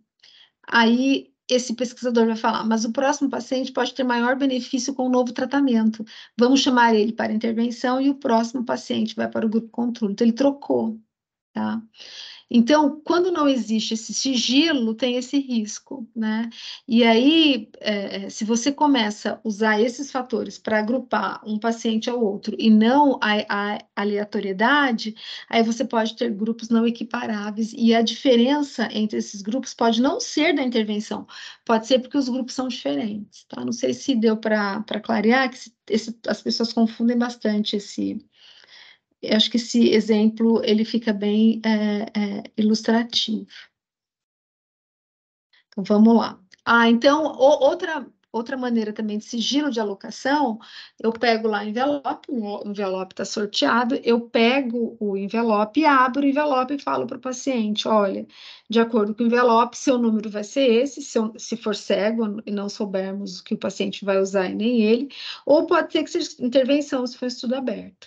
Mas tem que estar escrito, ó, que é acho que não dá para ver, mas tem que ser um envelope opaco e selado.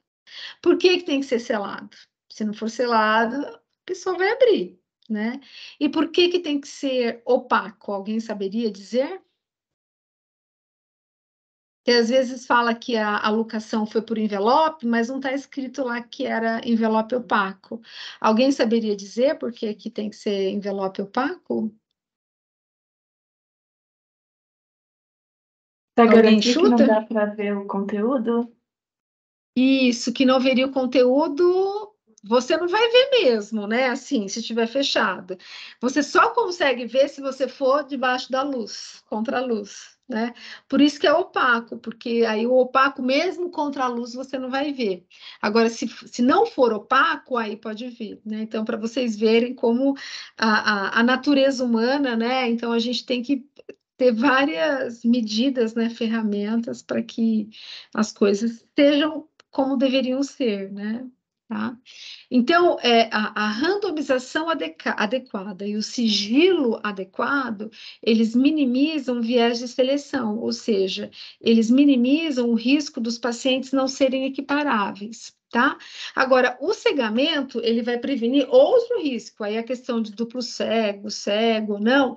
O cegamento, ele vai minimizar o viés de detecção e viés de aferição, e também viés de atuação dos pacientes. Então, por exemplo, se eu estou avaliando um desfecho subjetivo, por exemplo, eu estou avaliando qualidade de vida, ou vou pegar um tamanho de um volume de um tumor, né? Se eu sei que o paciente está no grupo intervenção, eu posso ser mais detalhista com as medidas. E se o paciente está no grupo controle, eu posso meio que jogar por cima, né? Então, e para o paciente, né? Imagine um paciente lá que ele está querendo perder peso e ele descobriu um estudo que ele vai poder usar uma medicação para emagrecer. Ele chega lá, o ensaio clínico é controlado. Ele pode receber a medicação ou não. Aí, aquele paciente que recebeu a medicação, ele vai ficar super mais comprometido com a mudança de estilo de vida. Agora, quem não recebeu pode ficar desanimado, não voltar, né? Então, tem esses ambos vieses por parte. Então, agora, a questão do viés de detecção depende do desfecho, tá? Por exemplo, desfecho morte. Morte é morte, ninguém vai medir diferente morte, né? Então, depende do desfecho. E quando a gente avalia risco de viés, hoje a gente avalia por desfecho, tá? E aí, o que também limita muito o ensaio clínico randomizado são dados ausentes, né? Que eu vou mostrar essa figura para vocês, que é o viés de atrito. Então, pode ter até no estudo observacional ou no ensaio clínico randomizado. Vou pegar o ensaio clínico randomizado, porque ele acaba sendo mais rico, né, para a gente exemplificar. Então, lá falou assim, o estudo primário que eu estou avaliando. O cálculo amostral para que eu tenha, né, um erro alfa, beta, né, para esse desfecho, para minha hipótese, né, de que o medicamento melhora em tantos por cento e tal. Eu preciso de 200 pacientes, 100 no intervenção e 100 no controle. Aí eu vou lá, randomizo os pacientes e tal. Aí eu vejo que no final houve uma perda de 20 participantes de cada lado. Aí eu falo, mas a perda, ou, por exemplo, vou dar um exemplo diferente. A amostra, eu tinha que chegar a 200 participantes, né? Então, 100 para cada lado. Mas eu cheguei, eu consegui randomizar 120 para cada lado. Então, eu tenho 40 pacientes a mais, né? 20 em cada lado. Só que aí, ao decorrer do estudo, 20 pacientes se perderam de cada braço. Aí a pessoa pode falar, não, mas tudo bem, porque o N suficiente era para ser 6, você tinha incluído 120. O problema é que quando você randomiza, você quer os grupos equiparáveis. Quando você tem muitas perdas, você não garante que essas perdas mantiveram a equiparação do grupo. Então, aqui, ó, só o exemplo de cores, né? Então, aqui, por exemplo, os pacientes tinham todas essas cores, né, distribuídas. Suponhamos que esse estudo, essa parte continuou e esse estudo ficou. Olha aqui, o amarelo e o laranja só tem aqui, não tem aqui nesse grupo. Então, você perde a randomização quando as perdas, elas são, ou elas são grandes e não são, independente delas serem, quando elas, mesmo sendo justificadas, né? Então, assim, o ideal é que as perdas sejam o menos possível, não existe um número mágico, alguns falam 5%, 10%, se forem justificadas, então depende de cada revisão, mas o que a perda dá é esse viés de atrito, não basta só olhar lá que o N era de 200, ele inclui 240, perdeu 40, tudo certo, não está tudo certo porque essas perdas podem ter deixado os grupos não equiparáveis, que a gente chama de viés de atrito, tá bom? E aí, né, então, o que é importante, né? O que acontece é que existem técnicas, quando os pacientes se perdem, de você imputar aqueles desfechos, tá? Então, existe isso, existe métodos estatísticos. Então, se as perdas foram pequenas, foram semelhantes, foram justificadas e usou métodos de imputação, normalmente a gente não considera viés de atrito, tá? Mas aí cada desfecho vai ter uma avaliação. O instrumento que a gente tem usado hoje para revisão do risco de viés de estudos de intervenção é o ROB2, tá? É esse que a gente tem usado. Aí, para os estudos que não são de intervenção, para cada uma daquelas 11 diretrizes lá do Joanna Briggs, vai ter um instrumento de risco de viés. Tá? Então, tem lá o de estudos cohort, estudos caso-controle, séries de caso, então tem. Tá? O ROB2, ele avalia isso, né? Randomização, desvio das intervenções pretendidas, dados perdidos do desfecho, também mensuração, será que os desfechos eles foram aferidos igualmente, né? Em ambos os grupos, e também na seleção de resultado reportado. Será que todos os desfechos que os autores se propuseram a estudar, eles reportaram? Ou, de repente, teve algum lá que só porque não mostrou diferença, ele não reportou, né? E hoje, para as revisões de intervenção, o risco de viés, a recomendação é que seja por desfecho, tá? Principalmente em relação da... Aí aqui, só para mostrar para vocês, né? Aí, quando a gente usa o instrumento, né, do ROB2, tem as questões que vão sinalizando, né? Então, por exemplo, a sequência de alocação foi aleatória, aí esse esquema aqui, ó, tá vendo? Aí, se aleatória, né? Então, a medida da resposta, sim, provavelmente sim, não informado, aí a gente vai mudando, né? E aí a classificação final é baixo risco, algumas preocupações, alto risco, tá? E aqui a gente faz o julgamento, né, geral por estudo, né? Então, alto risco, né? Algumas preocupações, final, né? Para a gente olha todos os domínios, né, e fica uma classificação final.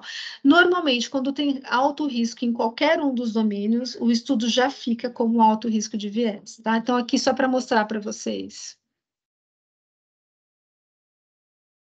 Aí aqui, então, ó, só para mostrar, esse foi o estudo da Amanda, né? Então, aqui o desenho, né? Aqui o desfecho, o comparador, e aqui a randomização Some Concerns, né? Aqui também Missing Outcome Data, e aqui, ó, esse daqui, nesse aqui já teve um alto risco, já ficou a classificação final como alto risco, tá bom? Então, aí depois, né, a gente tem a... Oi, pode falar. Não tem sei uma dúvida da Beth. Ela perguntou se tem um sistema Rob2, no sentido de um sistema de pontuação, se existe um software automático para pontuar. Tem uma ferramenta no Excel, eu posso compartilhar com você depois, Ana, e você compartilha com ela, mas tem sim, tá? Também se colocar Rob2, você colocar no Google, vai aparecer, aí você vai, é uma planilha de Excel que vai gerar essa figura e que tem essas perguntas, assim, elas não aparecem assim, mas a medida para cada item, ela vai te direcionando e fica bem mais fácil, tá? E aí gera essa tabela no final, tá bom? Não tem um software. Eu não sei se na Covidence, que é o software pago, tem essa possibilidade, porque eu nunca usei. Mas o do Excel dá tranquilamente, tá? Para fazer, tá bom? Então, pode ser feito. Tá bom? Aí, em relação à extração dos dados, né? Também tem que ser em pares, independente, né? Tem que ser algo decidido previamente. É importante fazer um exercício de calibração, né? Se os dados não estiverem disponíveis no formato adequado, né? Como que os autores vão trabalhar com isso? Principalmente a extração de dados dos desfechos que vão ser plotados na meta-análise, né? Aqui é só um exemplo, né? Aqui, essa extração de dados para caracterizar os estudos. Aqui são informações do baseline, por exemplo, que eu coloquei o país, o autor, o ano, quem são os participantes, né?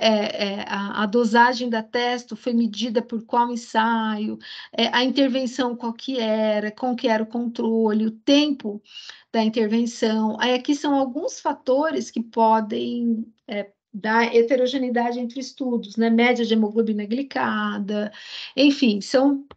Agora, tem aquela extração desses aqui que são para os desfechos, né? Então, por exemplo, o meu desfecho então, quando a gente fala de meta-análise, que a gente vai falar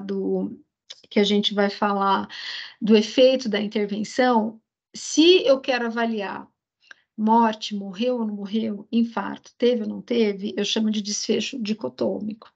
Então é simples, eu vejo lá, morreu um, não morreu o outro, então é simples, tá? Posso até mostrar para vocês. Bom, não vou mostrar porque tem mais algumas coisas para falar e a gente está um pouco avançado no horário. Não era esse daqui, isso.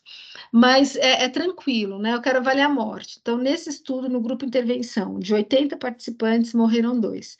No grupo controle, de 80, morreram 5, tranquilo. Agora, quando eu estou trabalhando com desfecho contínuo, o que é desfecho contínuo? Por exemplo, hemoglobina glicada. Né? Hemoglobina glicada pode ser 7,45, pode ser 7,25, pode ser 8, pode ter uma numeração infinita, né? E aí, os desfechos contínuos, eles podem ser reportados como média e desvio padrão, mas eles podem também ser reportados como mediana e intervalo interquartil, ou mínimo e máximo. A gente precisa de um pouco de estatística. Então, para a meta-análise, o desfecho contínuo tem que estar em média e desvio padrão, tá? Ou erro padrão, ou intervalo de confiança.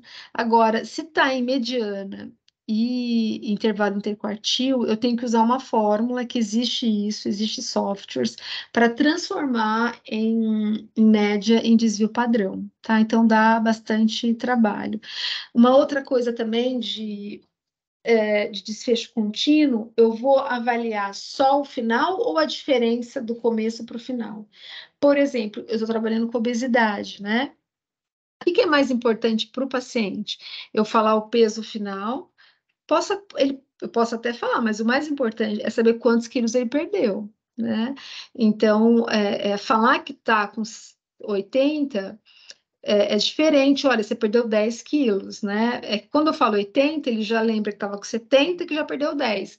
Mas a perda é mais importante, né? Então, às vezes o estudo só dá o peso final, não dá essa diferença. Então, por isso que o desfecho contínuo, assim, ele é mais difícil, precisa de calibração, precisa de métodos, tem que ser em pares, porque a chance de você pegar um dado errado é muito grande, né? Aí, a análise estatística que vem a meta-análise, né? Então, eu não vou falar muito de meta-análise, tem algumas coisas específicas, mas, de uma maneira geral, as aulas, falar de revisão sistemática se demanda muito mais tempo do que meta-análise. Então, a gente fala que a revisão sistemática é o bolo, a meta-análise é a cereja, não o contrário, não são sinônimos, né? Então, a meta-análise vai ser aquele conjunto de métodos estatísticos e gráficos para combinar pelo menos dois estudos. Eu não consigo fazer meta-análise de um estudo só.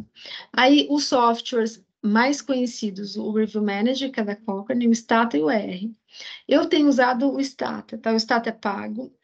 O R, ele é gratuito, mas ele é um pouco mais, digamos, um pouco mais trabalhoso, mas dá para fazer, que eu acabo fazendo com o Stata mesmo, mas dá para fazer pelo R também. Mas exige um pouco mais assim de expertise. O Stata também. O Review Manager é super tranquilo, tá? Até aconselho vocês, se vocês forem começar com uma revisão sistemática, comecem com uma revisão, né? Assim, mais simples, que de repente dê para fazer no Review Manager, que é bom. Eu comecei com essas, né? Que acaba sendo mais simples metodologicamente.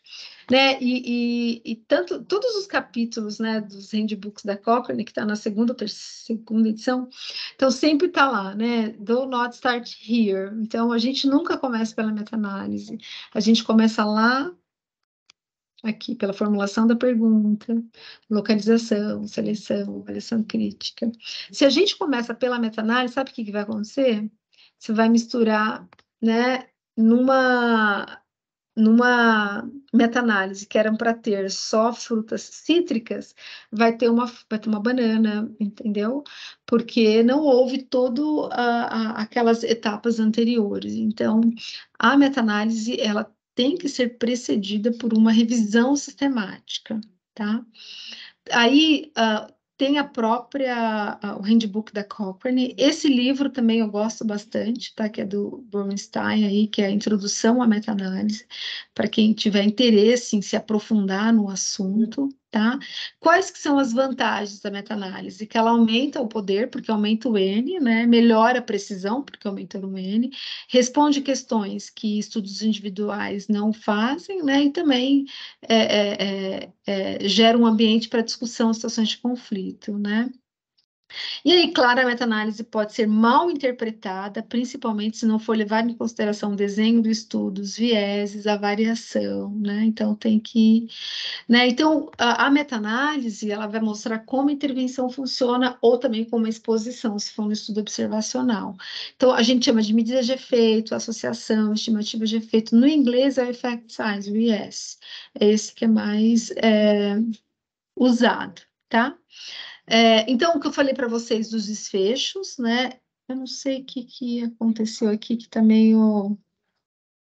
Deixa eu ver aqui se eu arrumo. Eu não sei por que acho que alguma configuração, mas enfim, aqui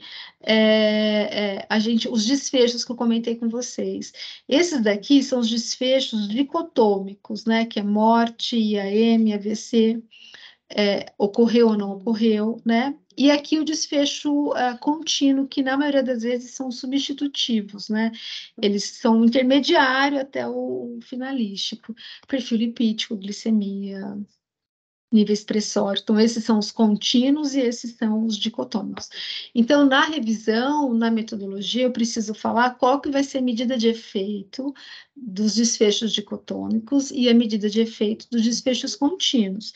Do dicotômico, normalmente é o risco relativo, que eu vou mostrar aqui para vocês. Então, nos desfechos dicotômicos, a gente quer morreu ou não morreu. Eu faço aquela tabelinha 4x4, que na realidade você coloca os dados, o software faz isso para você. Então, você tem lá o evento, né, e o não evento. Aqui é grupo intervenção e o grupo comparação. Então, no grupo intervenção, quem morreu e quem não morreu. Comparação, mesma coisa. O risco relativo vai ser o risco de morte no grupo intervenção, que é A sobre A mais B, e no grupo comparação vai C sobre C mais D. Então, eu vou ter o risco de morte na intervenção, o risco de morte na comparação, e eu vou ter o risco relativo. Então, nos desfechos dicotômicos, é o risco relativo que a gente Pode ser o odds ratio, também tem algumas análises que o odds é melhor, que aí é a chance, né, do evento, então é um sobre outro, é A sobre B, que divide C sobre D, ou você multiplicar A versus D, que divide C versus B. Tá? Aí, então, tanto para o odds quanto para o risco relativo, se o risco na intervenção e na comparação for o mesmo, vai ser igual a 1, né? Então, é igual a 1. Aí, se eu tenho o risco maior no grupo intervenção, essa relação vai dar maior do que 1, tá? E se for menor, né, no grupo intervenção, essa relação vai ser menor do que 1. Tá? Aí a gente consegue também, pela meta-análise, principalmente para os desfechos dicotômicos, avaliar a diferença de risco, redução absoluta do risco, né? Que a gente é um pouco mais assim específico, que eu subtraio, né, o risco na intervenção menos o risco no grupo controle, a redução do risco relativo, que é 1 menos o risco relativo, e também esse number needed to treat. Isso aqui é muito importante para o gestor, né? Quantos pacientes ele vai precisar tratar para prevenir um evento, por exemplo, de morte? É isso que o NNT fala. Agora, o desfecho contínuo, normalmente é a diferença de média, tá? Por exemplo, né? Estou falando de nível do LDL. Na intervenção A, a média final de LDL foi 68. Na intervenção B, foi 99. A diferença de A e B, que seria A menos B, deu menos 31. Ou seja, na intervenção A, houve uma redução, né, de menos 31 comparado com o grupo B. Então, é assim que eu avalio. Então, o desfecho contínuo é a diferença de média, né? E os desfechos dicotômicos, risco, odds ratio, mas também pode deixar diferença de risco, tá? E aí que faz que a meta-análise ela é usada, mas não ela que faz, é qual que é o nível de evidência, né, para aquele efeito que eu estou avaliando.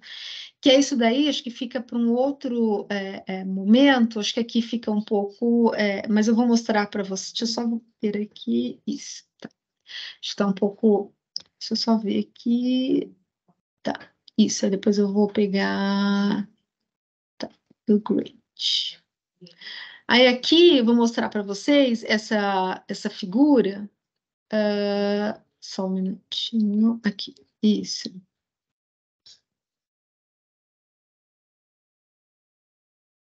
Tá? Então, aqui eu peguei, né, uma figura de meta-análise para vocês terem uma familiaridade, né? Então, aqui fala que é risco relativo. Mesmo se não falasse, como é que eu saberia que era risco relativo ou odds ratio? Porque o não efeito aqui é 1, né? A diferença de média, o não efeito é 0. Então, aqui vem o risco relativo, aqui é um modelo de análise que foi o randômico que a gente estudou. Então, aqui eu tenho, eu comparei um hipolipemiante injetável com um hipolipemiante oral e que o desfecho é morte, né? Aí, aqui nesse primeiro estudo, eu tenho o total, né, e o número de eventos. Quando eu calculo o risco relativo desse primeiro estudo, ele deu aqui, ó, foi 0,83, mas o intervalo de confiança 0,27, ou seja, passou pelo 1, mostrando assim que não houve uma diferença entre os grupos. O mesmo aconteceu com o Castro. Agora aqui houve 16 mortes aqui no grupo que usou medicação injetável e 4 no que não usou. Então, quando eu calculei o risco, deu 4 vezes mais e o intervalo de confiança variou de 1,4 a 11, que é esse aqui. Então, aqui não mostrou diferença e aqui foi menor no grupo intervenção, ó, o evento morte, tá? E aqui é o resultado sumário, né? Então, aqui é o losango, que é o resultado final, e quando ele passa por 1, mostra que em algum momento não houve diferença. É que aqui os estudos têm um maior peso, mas aqui, ó, vem o peso, tá vendo, dos estudos? Né? Normalmente o peso está relacionado com o N amostral, tá? Então, e esse quadradinho aqui do intervalo de confiança dos estudos que tem maior peso, ele vai ficando maior, tá? E aqui é o resultado sumário, que deu o risco relativo 0,95 e o intervalo de confiança de 0,43 a 2,13, tá? O único cuidado que a gente tem que ter na meta-análise, eu não posso usar simplesmente esse resultado sumário. Aqui tem uma coisa que eu vejo nessa meta-análise que eu preciso levar em consideração para avaliar. Tem uma heterogeneidade. Por quê? Porque eu tenho 3 estudos que atravessam a linha do não efeito. Tenho um que favoreceu o controle e outro que favoreceu a intervenção. E a heterogeneidade eu vejo pelo esse I ao quadrado, que é a estatística de Ring, que ele mostra o quão presente está a não sobreposição, e eu também posso usar um método estatístico do Q ao quadrado, tá? Aqui vinha uma sequência, né, de dados de meta-análise que eu acho que pode ficar para uma próxima oportunidade, porque eu acho que vai ficar muito denso, né, para vocês, até mais para uma outra oportunidade a gente pode falar mais. Eu só vou terminar falando um pouquinho do grade, que aí eu vou pegar um outro slide. Então, assim, a meta-análise, ela responde a direção, o tamanho, o efeito é consistente nos estudos. Agora, qual que é o nível de evidência? É o julgamento, né? Então, por exemplo, será que esse 0,95 aqui, esse intervalo de confiança de 0,43 e 2,13, qual que é o meu julgamento desse resultado ser verdadeiro? Tá? Aí a gente tem um instrumento que é o grade. Só um minutinho. Isso, que está aqui. Mas não é esse que eu quero usar. Quero pegar uma figura para mostrar para vocês o que o grade faz, né? Que eu acho que fica mais... É só mais um slide.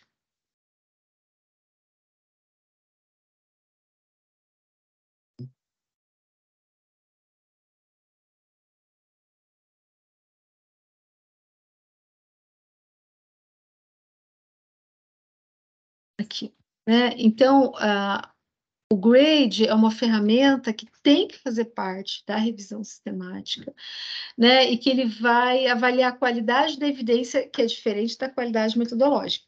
A qualidade metodológica está relacionada ao risco de viés de cada estudo primário que foi incluído, né?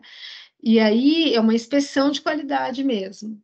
E agora, a qualidade da evidência, ela vai na síntese de evidência, qual que é o meu grau de confiança de ser verdadeiro o efeito daquela intervenção, ou risco, ou exposição para um desfecho. Aí o grade resumido é isso, ó, tem, assim, para explicar o objetivo dele, né, não exatamente o que ele é. Aqui a gente tem 2 meteorologistas conversando sobre o tempo. Aí, esse fala aqui, ó, acredito que há 40% de probabilidade de chuvas. Esse 40% de probabilidade de chuvas é aquele 0,95 lá de risco relativo. E aí, só que ele fala em 10% de chance de sabermos do que estamos falando. Ou seja, a chance de eles saberem o que estão falando é muito pequena, né? Então, o meu grau de confiança nesses 40% é muito pequeno, né? Então, sei lá, se você vai fazer um evento, né? E você é um evento aberto, e que você precisa mudar toda a logística, se chover, né? Então, assim, é 40%, mas só 10% de chance, você vai atrás de uma probabilidade que tem uma chance maior de ser verdadeiro aquele resultado, né? Então, o que acontece, o que o grade faz para a revisão sistemática, ele pega aquele resultado sumário, né, da evidência e, por meio da avaliação de 5 domínios, ele vai gerar a qualidade da evidência, tá? Aí, os domínios, né, que ele leva em consideração para os estudos na realidade, para todos os estudos observacionais ou de intervenção, o risco de viés, que eu mostrei para vocês, a inconsistência, que está relacionada à heterogeneidade, a avaliação indireta, que está relacionado se o P daquela síntese é igual ao pico da minha questão, imprecisão tem a ver com o intervalo de confiança, N amostral, e o viés de publicação tem a ver se toda a literatura existente, ela foi incorporada na minha revisão, né? E aí é uma ferramenta que vai... Então, quando a gente vai apresentar um resultado de uma meta-análise de uma revisão sistemática, a gente põe lá, né, o risco relativo, a diferença de média, intervalo de confiança, e a gente tem que explicar qual que é a qualidade da evidência. Então, alta significa que a forte confiança do verdadeiro efeito seja esse mesmo. Moderada, tem moderada confiança, mas tem um risco aí de não ser, né? Quando é baixo, muito baixo, significa que a nossa confiança é muito baixa. Então, eu posso ter revisões sistemáticas muito bem conduzidas, mas que a qualidade da evidência, dos achados, pode ser baixa, muito baixa, mas isso não tira o mérito da revisão sistemática. O problema são os estudos incluídos, né?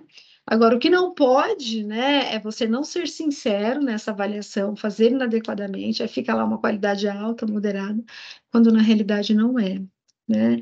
Acho que essas são os principais passos, assim, de uma revisão sistemática. O tópico, né, é bem extenso, né, mas eu acho que para o objetivo, nesse momento, acho que seria isso, né, Ana? Acho que aprofundar muito na meta-análise, acho que fica mais, um pouco específico, mas fico aí à disposição para as perguntas. É isso mesmo. A Beth tem uma pergunta. Beth, você quer abrir o microfone ou essa que está no chat, que eu estava esperando? Não, oi, boa tarde, Ana, obrigada. E professora Vânia, muito obrigada pela excelente aula. Obrigada, Elizabeth. Me surgiu uma dúvida agora, no finalzinho, quando você fala do grade, né, que é uma ferramenta que eu tenho bastante interesse e já tentei usar e tive uma certa dificuldade com ela. O viés de publicação, né, ele está se referindo à revisão. Tá se referindo exatamente. É mais a revisão, porque a revisão, na realidade, depende, né? Se você não pesquisou adequadamente todas as bases de dados, ou você não pesquisou a literatura cinzenta, por exemplo, então o problema pode ser que esteja relacionado à sua revisão. Então, tem uma revisão nossa que a gente publicou na pandemia, que tinha uma pressa, tal, a gente incluiu 106 estudos, a gente não incluiu a literatura cinzenta, e aí a gente diminuiu o nível da evidência no viés de publicação. Agora, pode ser que você procurou, você foi em todas as bases e você não encontrou esses estudos mesmo, você procurou em tudo, e aí você vai aplicar uns métodos para você avaliar o viés de publicação, que aí pode ser um problema da literatura mesmo, os estudos que não foram publicados, não foi você que não foi atrás, né? Aí a gente usa um método gráfico, que é o funnel plot, que é o funil invertido, né? Que dá para avaliar, isso eu só vou conseguir avaliar se houver mais de 10 estudos numa meta-análise, e tem também alguns testes estatísticos, se quando eu uso o funnel plot não fica muito claro para mim se existe ou não, a depender do tipo de revisão sistemática, aí tem um teste estatístico para eu avaliar se tem ou não viés de publicação. Mas nunca eu vou jurar por Deus que tem ou não tem, é provável, né? É provável. Mas se você procurou, né, e você não achou, é um problema mesmo de publicação, né? Pessoas fizeram, provavelmente não publicaram por algum motivo. Eu acho que na revisão, o que a gente observa em revisões sistemáticas é que as pessoas, os pesquisadores destacam lá, PubMed, normalmente é essa, em base, às vezes, muito raro. Às vezes não tem nenhuma temática, né? Porque a área tem base de dados temáticas e a pessoa, às vezes, pesquisador não sabe. Então, não tem uma recomendação para isso, né? As bases que devem ser pesquisadas. Sim, então, tem. Mas tem essa recomendação. Então, tem tanto no Press quanto no manual da Cochrane. Então, para pesquisas em saúde, essas três não podem faltar, que é Embase, né? O Medline, via PubMed ou não, e tem que ter a Central Cochrane para estudos de intervenção, né? Então, tem que ter essas três. E aí, a depender do tema, você complementa, que aí pode ser a biblioteca virtual, aí pode ser, se for uma base específica de enfermagem, a Sinal, mas existe isso sim. Então, por exemplo, uma revisão que não tem Embase é uma revisão falha, né? Porque vai perder estudo, então tem que ter. Tá certo. Muito obrigada, professora. Nada, imagina. Os manuais têm a descrição, Beth. Se você entrar no manual da Cochrane, no JBI, eles colocam como quais são as bases de dados gerais que são necessárias e quais são as específicas, né? Que é essa questão do PsycInfo, Signal, dessas bases Pedro, né? As bases mais específicas por área também. Isso. Obrigada. Mais alguma dúvida, pessoal? A Beth também tinha perguntado antes sobre o ROB2. E ela queria saber, deixa eu voltar aqui, se é somente para ensaios clínicos randomizados e se para outros desenhos de estudo existem outros sistemas. Existe o Robbins, que é para ensaios clínicos, porém não randomizados, que também é um instrumento da Cochrane, né? Existe, e se você usar o do Joanna Briggs, aí tem também os instrumentos também específicos, né, para cada desenho de estudo, mas o da Cochrane, como ela trabalha com intervenção, então tem aqueles, teoricamente, seriam estudos experimentais, né, seria o randomizado e o não randomizado. Aí o não randomizado seria o Robbins, aí foi que a Ana colocou. Professora, me permite só mais uma questão? Claro. Eu fiquei pensando aqui, né, o grade, né, eu entendo a função do grade, mas tem o Amistar também, Amistar 2, né, para você avaliar a revisão, né? Esse daí, pode falar. São coisas diferentes. O Amistar, ele é um instrumento que vai avaliar a qualidade metodológica da revisão sistemática.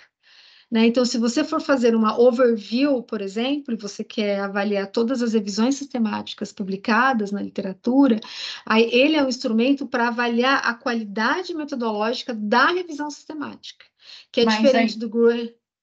Mas aí não é dispensável, nesse caso aí também não é dispensável o grade, né? Seria interessante. Não seria interessante, porque aí você vai pegar todas as revisões, depende do objetivo, né? Se na sua revisão você só quer avaliar o aspecto metodológico, então você quer falar lá que, por exemplo, você quer fazer hoje tem muito isso, né?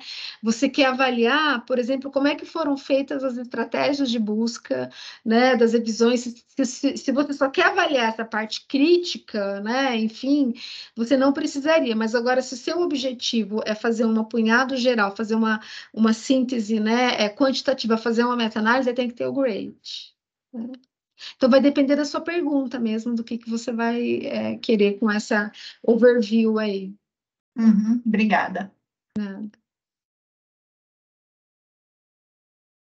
Mais alguém, pessoal?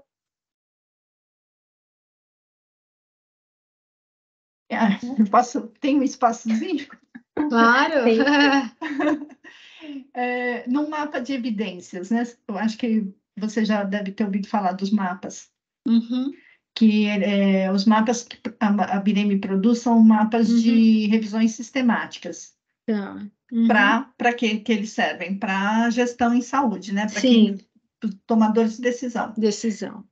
E aí está lá a revisão feita e foi avaliado somente com o Amistar 2, né? Somente a qualidade metodológica da revisão. Agora, quando você falou, eu pensei num ponto falho, né? Num ponto crítico, porque como que eu ofereço esse serviço para um gestor avaliando só a metodologia da revisão e não... Agora você me levantou essa questão. O que pode ser assim, né? Aquelas revisões, né? Que pelo Amistar a gente consegue classificar como uma revisão sistemática de boa qualidade metodológica, porque para ela ter uma boa qualidade metodológica, ela vai ter que ter seguido os passos, vai ter que ter o grade. Então, ele pode ter uma confiança maior, né, naquele resultado. Já aquelas revisões com Amistar pouco que foi mal classificada, aí você perde um pouco a confiança. Então, dá para ter essa análise, né? Tá certo, obrigada. Nada. Tá bom, pessoal. Professora, muito obrigada, viu? Eu vou aguardar o envio da apresentação em PDF. Tá bom. Compartilhar aí com tá eles. Bom. E aquelas questões que você me pediu é para depois dessa aula ou é mais para o final? Mas se você puder compartilhar comigo também por Tá e-mail, bom, que aí eu mando para eles exercitarem as bases de dados com aquelas questões. E aí tá tem bom? aquela Você quer explicar alguma questão? Não, acho que eu ainda não pensei claro. ainda. Tá bom. Vou fazer e aí eu mando para você. Mas é uma pergunta, né? São perguntas para eles exercitarem nas bases de dados. Isso, nas bases de dados, tá bom. E aí eu vou reler lá o que você mandou, mas acabei não fazendo ainda. E vai ter aquela terceira aula que vai ser interativa, aquela atividade em grupo sobre pergunta, né? Isso mesmo, começo de dezembro. Começo de dezembro. Muito então, obrigada. Qualquer dúvida eu que agradeço para você, se eles tiverem. Ótimo. Tá bom, então. Um abraço, até mais. Um abraço. Boa tarde aí para vocês. Tchau. Obrigada, pessoal, professora. Tchau. Vou fazer um intervalinho agora, e aí depois a gente volta para explicar o projeto de implementação, tá bom? Vamos lá para o nosso intervalo. 4h15, então a gente volta aí do intervalo. Ana está formando um temporal aqui. Não sei se eu vou ficar sem internet, viu? Tá bom. Que pena, mas eu vou gravar então. Qualquer coisa você assiste a gravação depois. Tá bom, muito obrigada. Imagina.